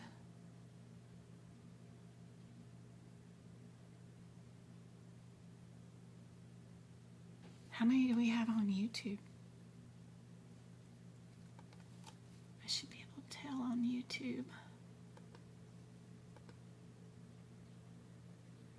I only have 6 people on YouTube. Everybody's on TikTok. And we have 41 likes. That cannot be right. Is that right? Fixing to give away some YouTube memberships. So if you are watching YouTube live, I am going to give away 1 month's free of my YouTube premiere videos. Access like my CPT book prep, my ICD-10 or guideline book prep videos, the podcast where I'm reading out the guidelines in ICD-10 or E&M and CPT, my end of course chapter lessons with my students. Those replay lessons are going out to my members on YouTube now. There's 3 tiers of memberships. YouTube forced me years and years ago to make the 3 tiers. They all have included everything. This week, for the first time, the people that have the highest tier membership got access to the practiced final exams of all the exam questions that I did with my students per chapter, replay lessons first. Then the second highest tier got them this week, and then in a couple of days I'll switch it over to every YouTube member gets access to them. So everybody gets everything. It's just there's a slight delay in like a couple of days for the release of some of the videos, but pretty cool. These new edition videos goes through the final exam questions for every chapter and the workbooks questions, and we do those together in class because I'm a hands-on teacher. You don't just get the 12 lessons of an overview of medical coding with me. I hold your hand and do all the practical questions with you, and then all the final exam questions with you. And of course you get all my notes and all that stuff when you do a course with me. But those replay videos I've been posting this week on YouTube. I've been kind of staggering those releases based off the membership. But the membership is as small as, $5 a month. So super cool. Those videos are awesome. Just the book prep alone is really kind of needed if you're going to do and copy my notes into your books page by page of what I've done, and then you don't know why I did it. It's kind of stressful, so it's kind of handy just to even have the book prep video so you can listen to me tell you my reasoning for the note being there and why it's there and why I made it the way I do. My notes are from the certification exam point of view, not from a medical coder point of view, so that's super handy dandy. All right. So for this question, everybody got A again? We had another A.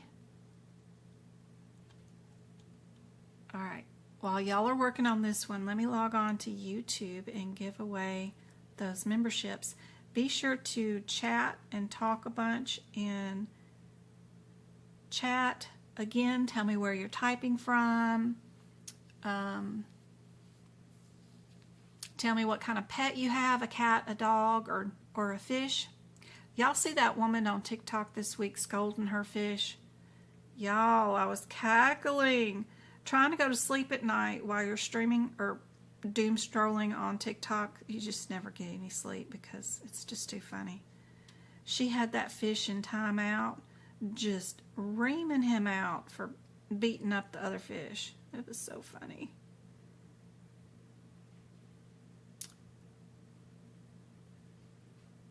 All right. You got 5 cats, Ruthie? I got 4. 2 of them, one of my neighbors came into my house and dropped them off in their cat carrier while I was not at home without asking, without knowing we even wanted or needed or whatever cats. She just brought them in. And she still comes back every year and gives me Christmas presents for these 2 cats every year. She still comes over. I got 2 of them unannounced, uninvited, but then the other 2, I saw Facebook post about them and their plight and went and got them. I didn't mean to end up with 4 of them, but now we got 4 of those highfalutin cat litter boxes that are super expensive. My mom got me one for Christmas, and then I couldn't stand it and got 2 more so that they each had one. So it's crazy.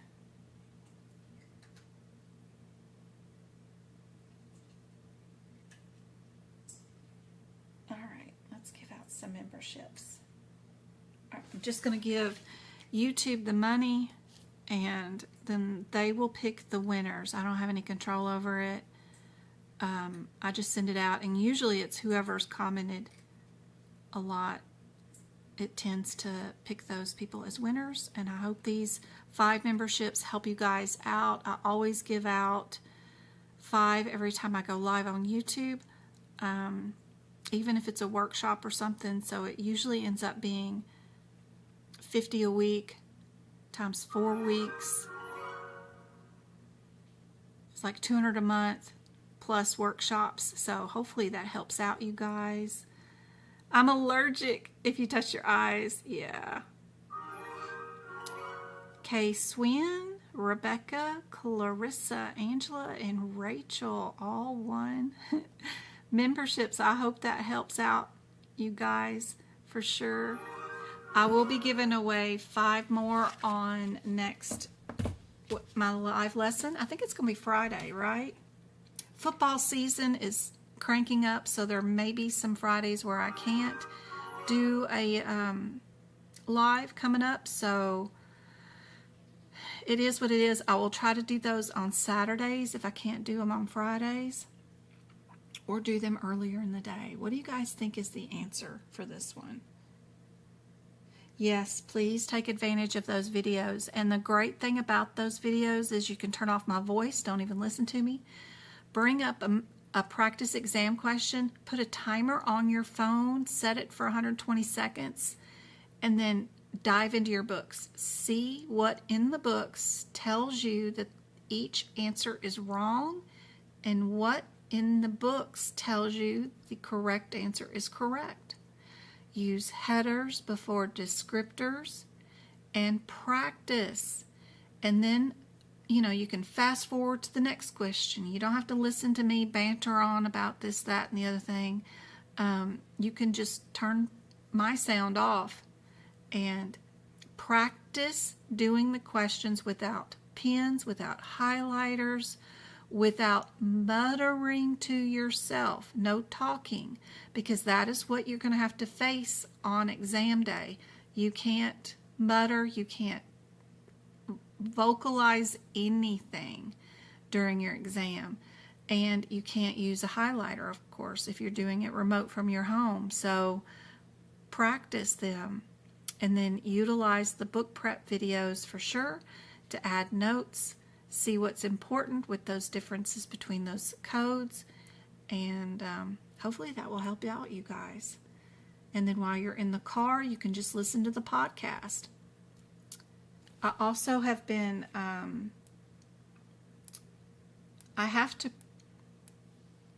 with the franchise that I bought from AAPC, where I was given these PowerPoint presentations for each 21 chapters that I have to read out to the students as part of the course. I pre-record those videos with the PowerPoint slides.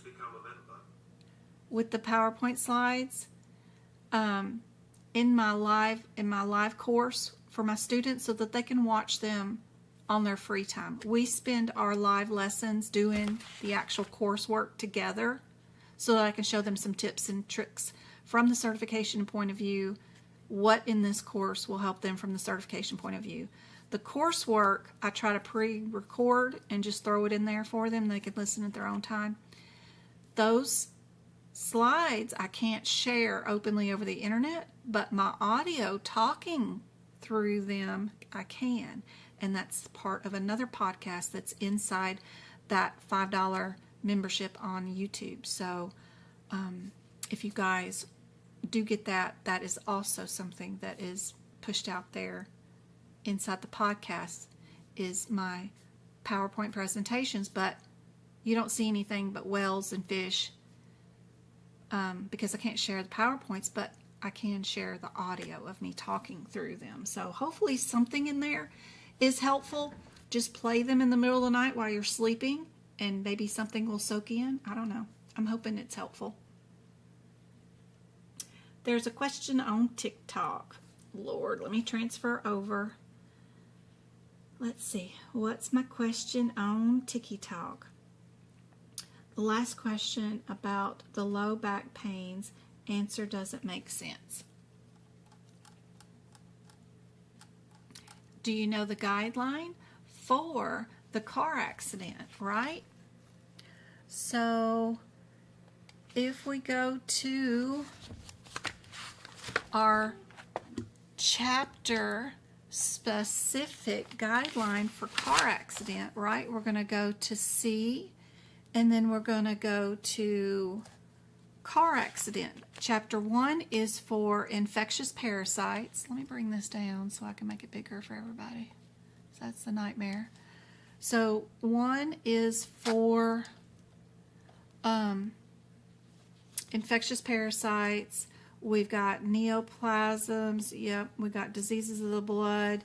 6 is for the nervous system, right?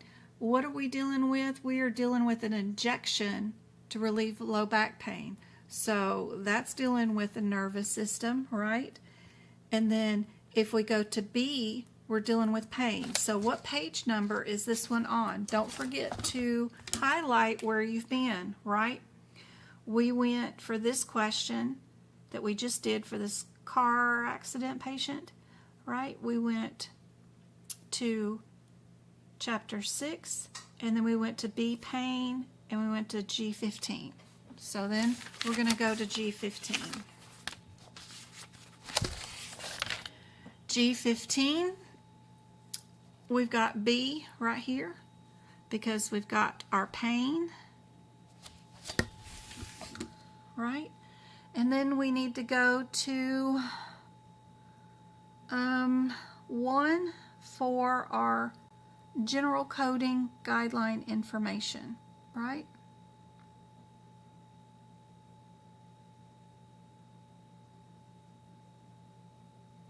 If the pain is not specified acute or chronic, do not assign a G89, is what it says. Right there. Where's my pink? Because that's more, anytime that anything is like alert, alert, I either do it in pink or red, right? So this guideline right here that says if the pain is not specified, acute or chronic, then we do not assign anything from G89. So because of that guideline, let's look back at our question and see if that helps us eliminate some of the answers.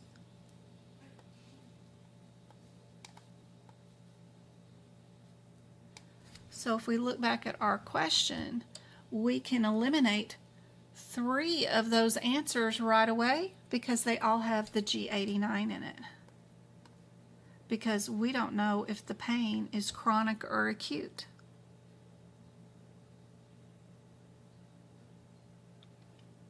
Yep, if the pain is not chronic or acute, you cannot code G89. So the only answer it could be, yep, you're very welcome. I wish everybody could take a course with me. Y'all would be excellent at these exam questions. All right. Thanks, Twinkle, for your help during the live. Could not do this stuff without you and make everybody understand what's going on. I can't see everything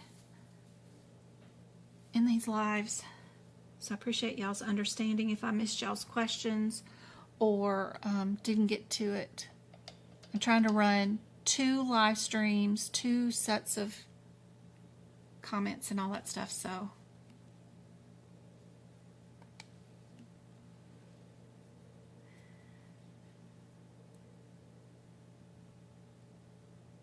is there any way you can delete the really old videos that you have on TikTok and YouTube?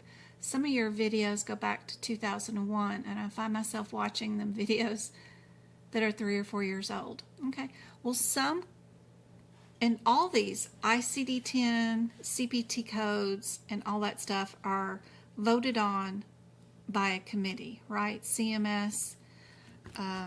Our congressmen vote these codes in, and they're picked for billing and charging, and they are what our healthcare system utilizes for all billing and coding for those situations. Those codes don't change from year to year, and they stay the same for those billing situations for those current years. It is still relevant information. And anything that I said, anything about a code in the CPT book, rarely there's something that's deleted. Also, the as far as the surgery codes go, E&M has gone through some changes for sure.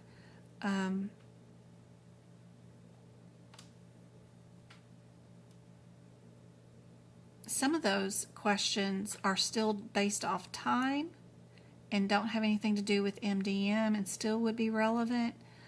Trying to think of anything that's specific. All the guidelines we have in the front of the book, all of these official guidelines, have been the same official guidelines since the creation of the ICD-10 book. The only thing that's been added in the last few years is homelessness. If the patient is living in their car, they added a new one back here. These guidelines haven't changed for decades. It's been the same stuff. Codes update and stuff from time to time.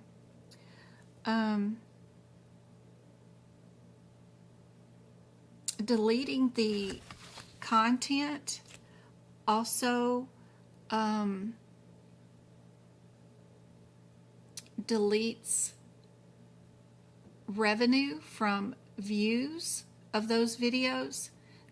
Since I quit my job, 15 months ago just to stay home with you guys, the replays of videos I get sponsored by YouTube, so that's always helpful.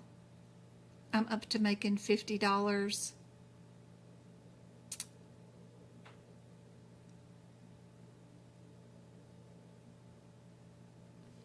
every month with my replay videos on YouTube, and gifts from TikTok is around $30 a month, and that's always helpful to help pay for the YouTube subscriptions that are given out. I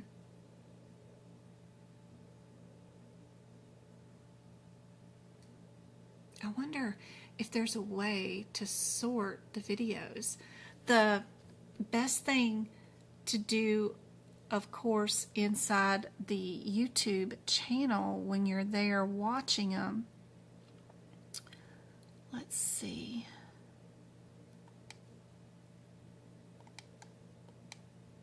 If I can. So we're here, and if you go to the, up at the top, it's got videos, right? Shorts, lives, podcast, playlist. When you go to the playlist and you find one you want to watch, the ones for, of course, the CPT code prep and all that will never go anywhere because those codes don't change. We just add to them, and it's okay that you're looking at a 2021 CPT book prep video.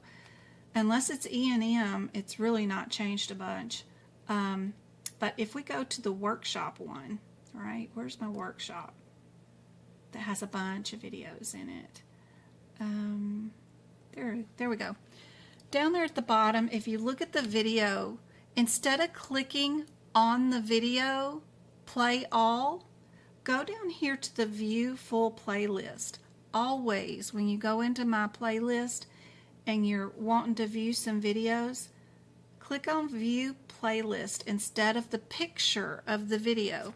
This will bring up all the videos in order of when they were published 3 years ago, right? If you want to go to the most newest one, right here, you click on the 3 little lines. It says sort, and you can sort by the date added or the date published, so the newest first. And then they'll come out with the most recent is now sorted in the beginning. And then when you hit play all now, it will only play the most recent. 4 weeks ago, 1 month ago, these are all just the workshops, right? So now you got them sorted to where all the first ones are at top. Yep. So if you're ever having trouble with stuff like that with YouTube or watching videos that are too old in a membership account, you can always Google inside YouTube and say, how do I stop watching old videos in a membership? And it'll show you how to sort videos and all that kind of stuff like this too. I've figured out that people that are on Apple products can't get into chat during a live event on YouTube because they're not using a Google product, because YouTube is owned by Google. So you got to use a browser that's owned by Google. So you can't use Apple browsers. You got to use like Chrome. So, there's a lot of little tricks and things that I didn't even know about that I just Googled asked, what's the issue? Why can't a lot of my people can't get into chat during my live? And it told me that kind of situation. So you can always, don't forget you've got the whole wide world web to ask questions to. So that might be helpful in some of those situations that are frustrating to you. But as a creator, we kind of need those videos to be up and be replayed so that we get the revenue from advertisers that have attached. And if I start deleting a bunch of videos or suppressing them on my end, then the platform may think that I'm trying to leave the platform, and they may suppress current videos. I don't know what they'll do. I don't know. I don't want to mess with it. So I wish there's a whole lot of stuff that goes in the background. So I hope that helps you understand my point of view, and I truly understand your point of view. I'm sure there's nothing more frustrating to hear about Travis being 9 years old on a video, and you know he's 16 now, and you're like, what? Why am I in this old video? Yeah, I'm sorry.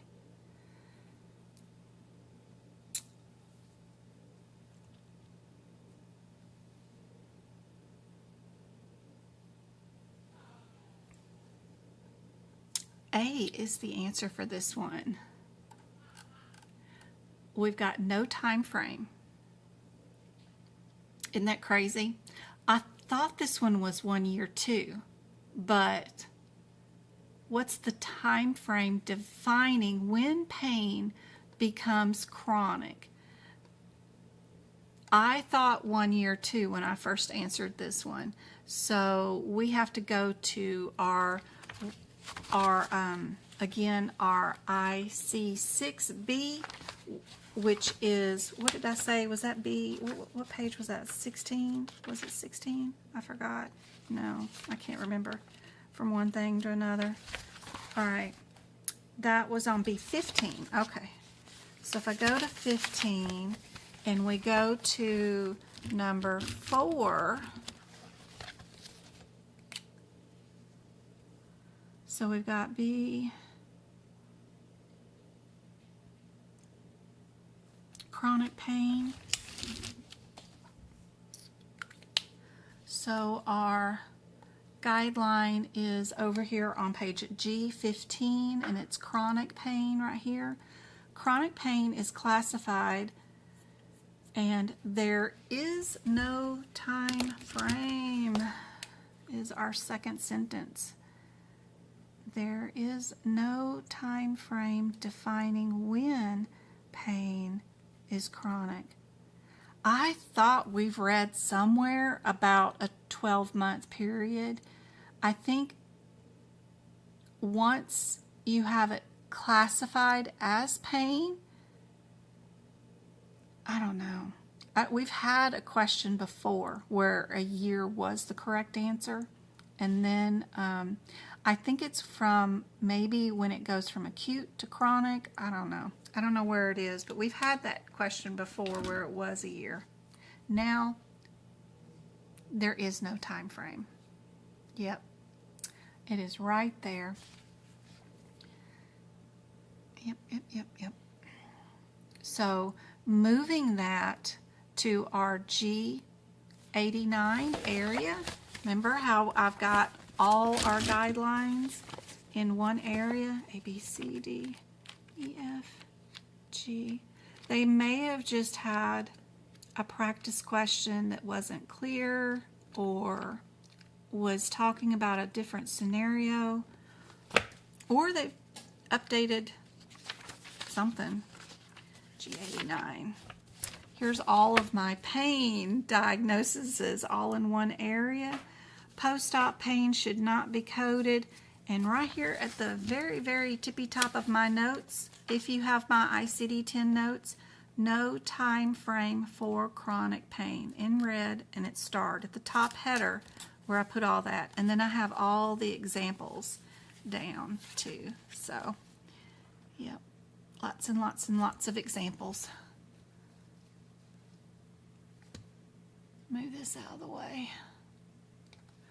I swear they had one about 12 months, like something that when can you start classifying something as being chronic? Apparently now it's no time frame. Kind of like sequela, both of them no time frame. Now we can just bundle those together, no time frame. Pain, chronic, no time frame. Sequela, no time frame. All right, what about this question?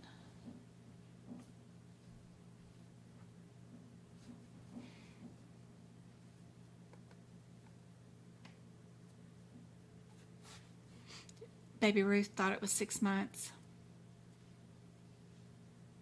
I'm sure I missed a ton of chats today. Thank you guys for helping out each other answer questions. And I know I missed a ton of stuff on chat. And your own medical practices can define when things will be chronic. So real life coding is totally different. We have to learn what AAPC wants as the correct answer. So don't bring in what you've done in real life, because that will only get you the wrong answer. Sometimes Googling and AI answers are funny. They are awful. I've had them like I'll give them the guideline, give them the textbook paragraph from a textbook and say, okay, out of this information in this one paragraph, it's 200 words, create me some practice exam questions from this information. 3 out of 5 questions that it'll create are wrong. They interpreted the guideline, the sentence, the English language, all of it wrong. There's 2 questions that were cool. So please do not, for the love of God, ever have ChatGPT create you any questions for any of this. Don't. Only use AAPC practice exam questions, pocket prep, or my questions. Don't ever buy anything from Amazon and use them. Ever. All the books on Amazon are wrong too. All of them. Don't buy any of them. They're all wrong. They all have wrong guidelines, wrong concepts, wrong information, wrong answers. Yes, even books. There's wrong stuff. I have the 2025 version on my computer because I got it as a virtual book because these books are killing my hands. I have the 2025 version, errors in it. They brought over 2021 questions and they're still reselling them as 2025. I don't know what happened to these people, but don't buy none of this crap. It's not worth it. I buy it all for you. I meticulously go through it and find all the errors for you and decide whether it's worth you guys looking at. Don't do it. Don't buy nothing off of Amazon. Unless it's your CPT book, ICD-10 book, or HitPix. Because they got free shipping.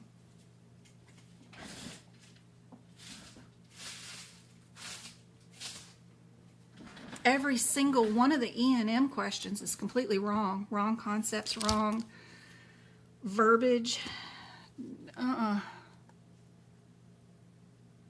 That book on Amazon that has 1,000 practice exam questions, every single one of the E&M questions is wrong. Wrong concepts, wrong things that won't be on the certification exam currently today at all. Going for the CRC. Yay, Mabel. That's awesome. We're doing some practice questions today for CRC.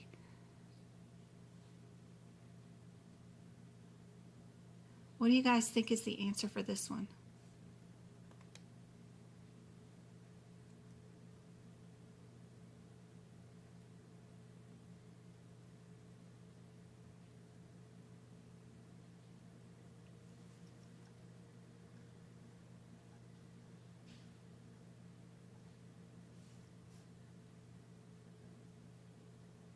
Indeed, it is D. Good job.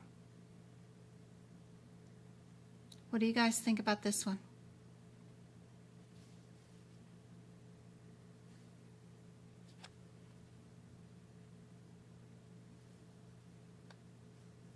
It looks funny without just the fluff of the hair over there.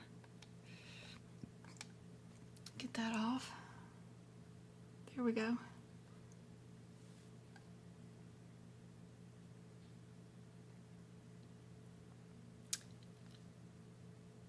Yes, you can use the 2024 books until December 31st of 2025. So get certified by December 31st.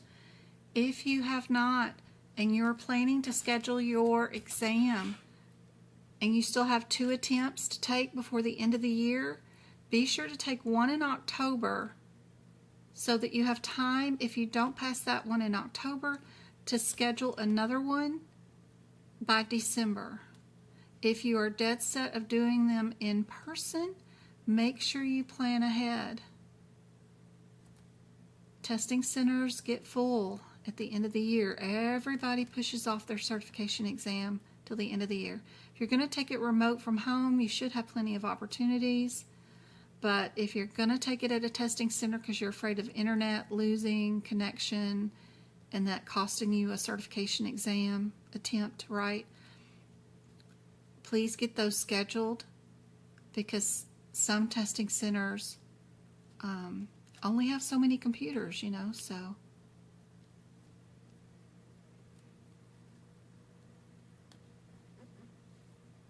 Get those scheduled.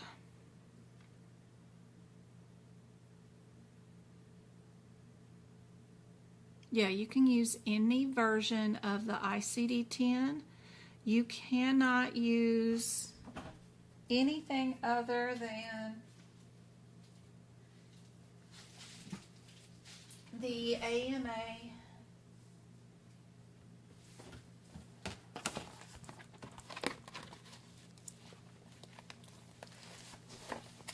professional edition of the CPT book. Yep, you got to use those, but make sure it's the current year, 2025 or 2024. You can use any version of an ICD-10 or HCPCS that you want, but I'm here to tell you, you are at a disadvantage if you do not have AAPC's version or AAPC's version of the HCPCS, because they have, even in the guidelines in the front of the book, they have decision trees and stuff that they put into the manuals that they may question you on. Even their decision tree right here on dependence, abuse, and use, they use that all the time. They added that information, that whole paragraph about when a provider determines and refers to use and abuse and dependence. That's their paragraph with the animation, whatever you want to call that, the picture. That's their stuff. They added it into the book, and there's a question on the certification on that. So if you don't get their version that was written from the people that make the certification exam that you're taking, you are at a slight disadvantage. Not saying that you can't do it. There's only 5 questions on the exam for ICD-10, but there's 7 guideline questions. And then there's 3, I think, HCPCS questions.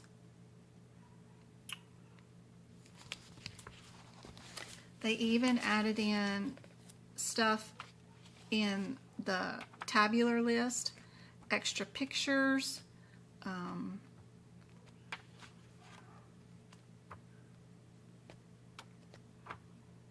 lots of other stuff. It's pretty cool.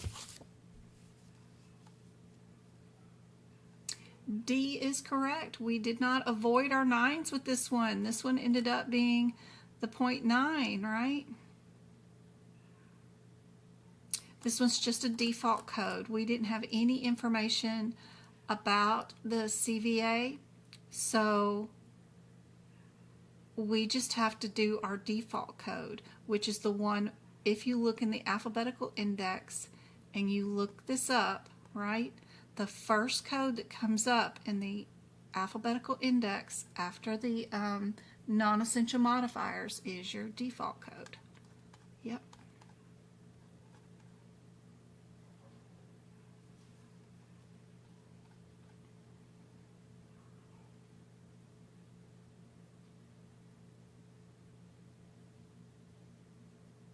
This one.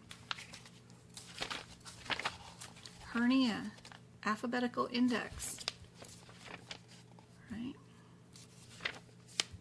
Anybody that's doing risk adjustment should be able to and be comfortable in the alphabetical index. Instead of running to each answer and trying to figure it out, I've already got mine. I did little dots, right? So instead of highlighting my pattern, but I did document my pattern, right? Hernia, inguinal,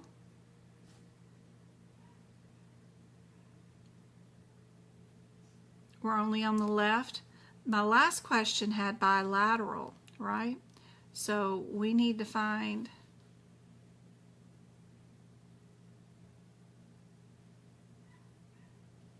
no obstruction,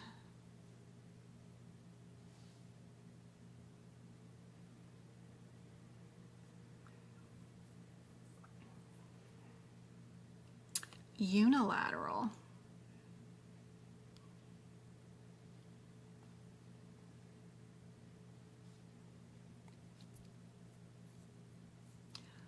what is the number associated with the laterality for this question? That's a fancy way of saying, what's Jen's little cheat sheet for left? What number will our code end in, right?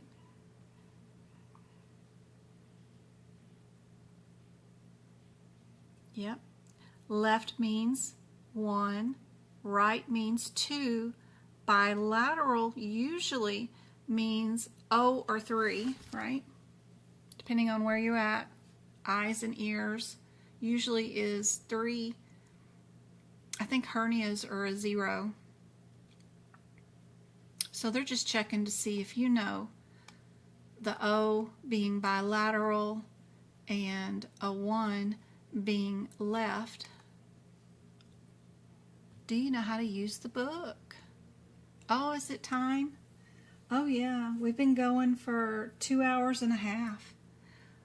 C is the answer for this one. All right, we'll do one more and then we'll go. We'll do some more CRC on Friday. We'll do 2 more hours of practice exam questions. We'll do another giveaway of the YouTube memberships, and hopefully this will help the CRC people, because as I get into the 30s, 40s, and 50s of these diagnosis code questions, they're the most difficult ones. Right now we're moderate, but we will be getting into some more difficult ones on Friday, for sure. This is interesting with the B's. Anybody know what the B stands for?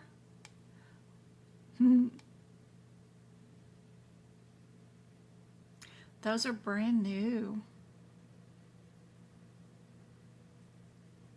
I wonder if those are in the 2024 book. Go-kart is the B in there.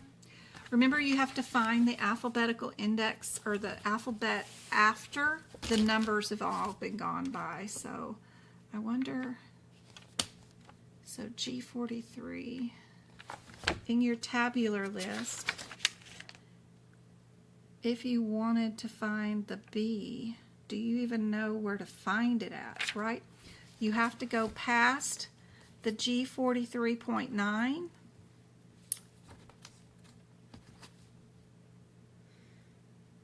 Sometimes to find some of this stuff, there's G43.A, there's B. So some of it is after the 7, and then some of it is past the 9. Our E's are after the 9s, but our A, B, C, D is in between the G43.7 and the G43.8. Insane. Oh my God, I hate migraines. I absolutely hate coding these. They are a nightmare. This only makes it worse. Just finding these codes when not all the alphabet is located in one location. What a nightmare. They're there in the 2024? Great, perfect. I was worried they were new.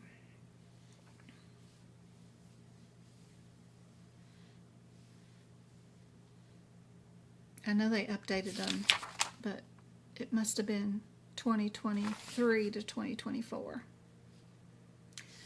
Thank you for the roses, MK. I know other people have been gifting and I've missed it all. I'm sorry, guys. I'm a terrible streamer.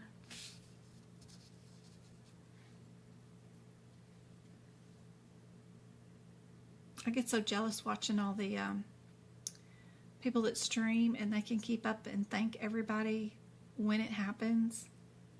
Jeez.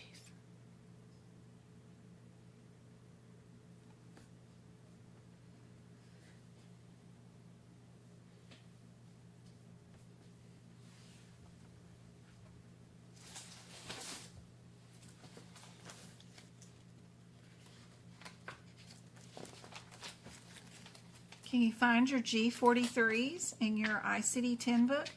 Somebody was asking what page number in 2024. What page number did you find the G34s in?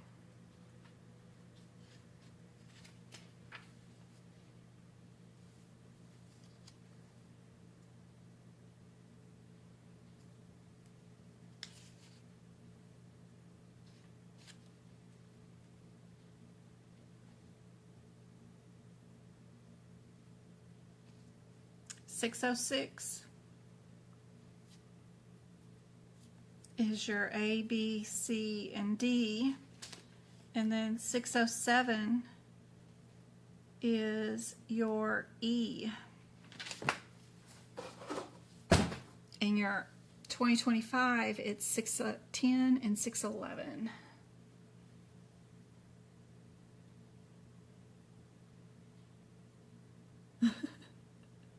Sometimes you need an extra pair of eyeballs. Isn't it awful? I do that all the time. Yep, this one is there. So let's go. 2024, 606, and then 2020, 25, 6, 11. At least I get something down. It's always nice to have page numbers down, these questions. But I hope this is super helpful for you guys, and I want to see you back on Friday, Date Night Friday. I hope this was helpful. I hope I got to a lot of you guys' questions, and I'm going to go eat. I'm hungry.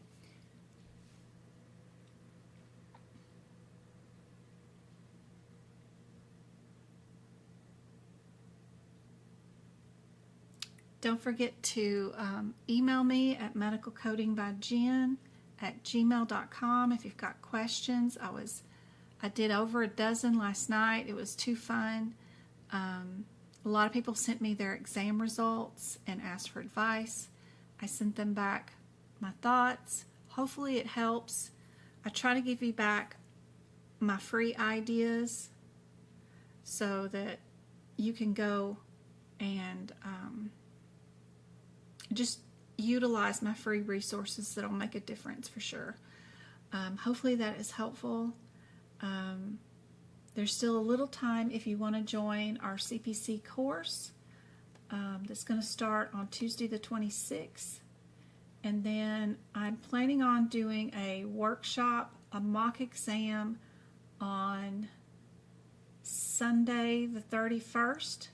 If anybody wants to participate, I'll have the link up on my website pretty soon. I'll go figure that out now. That's where we pull together, 75 questions you guys haven't seen before in any of my other workshops, and then we work through those questions together in the same time frame as the certification exam with 120 seconds per question without all the chit-chat. And we just go from question to question and see if you guys can pass that exam with me and get 90% of the questions right with me, then you know you're ready for your certification exam. So I hope to do that on the 31st. And I hope this was helpful. Love you guys. And I will see you guys on Friday.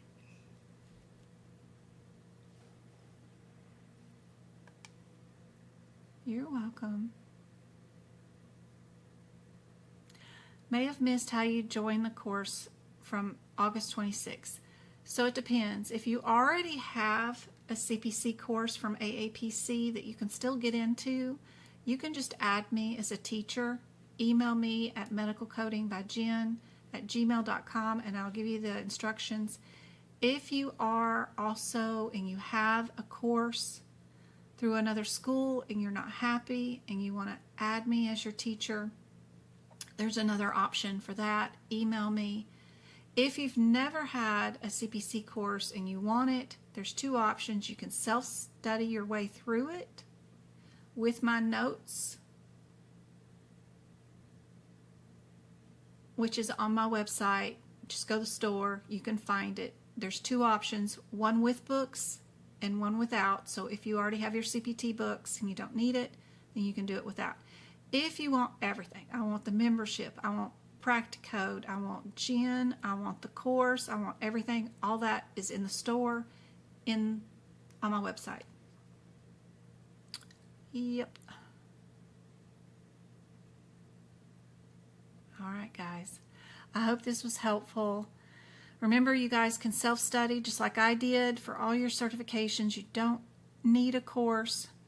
If you are failing it and you have not passed it and you've taken it multiple times and you've self-studied, and you're still in the 30% range overall on your certification exam, that may be an option that you do need to sit down and take a whole course.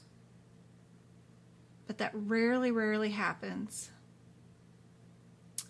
If you're in your late 50s, 60 range when you take the certification exam, then I can narrow down your training and give you some tips that you can just self-study along the way with my free content.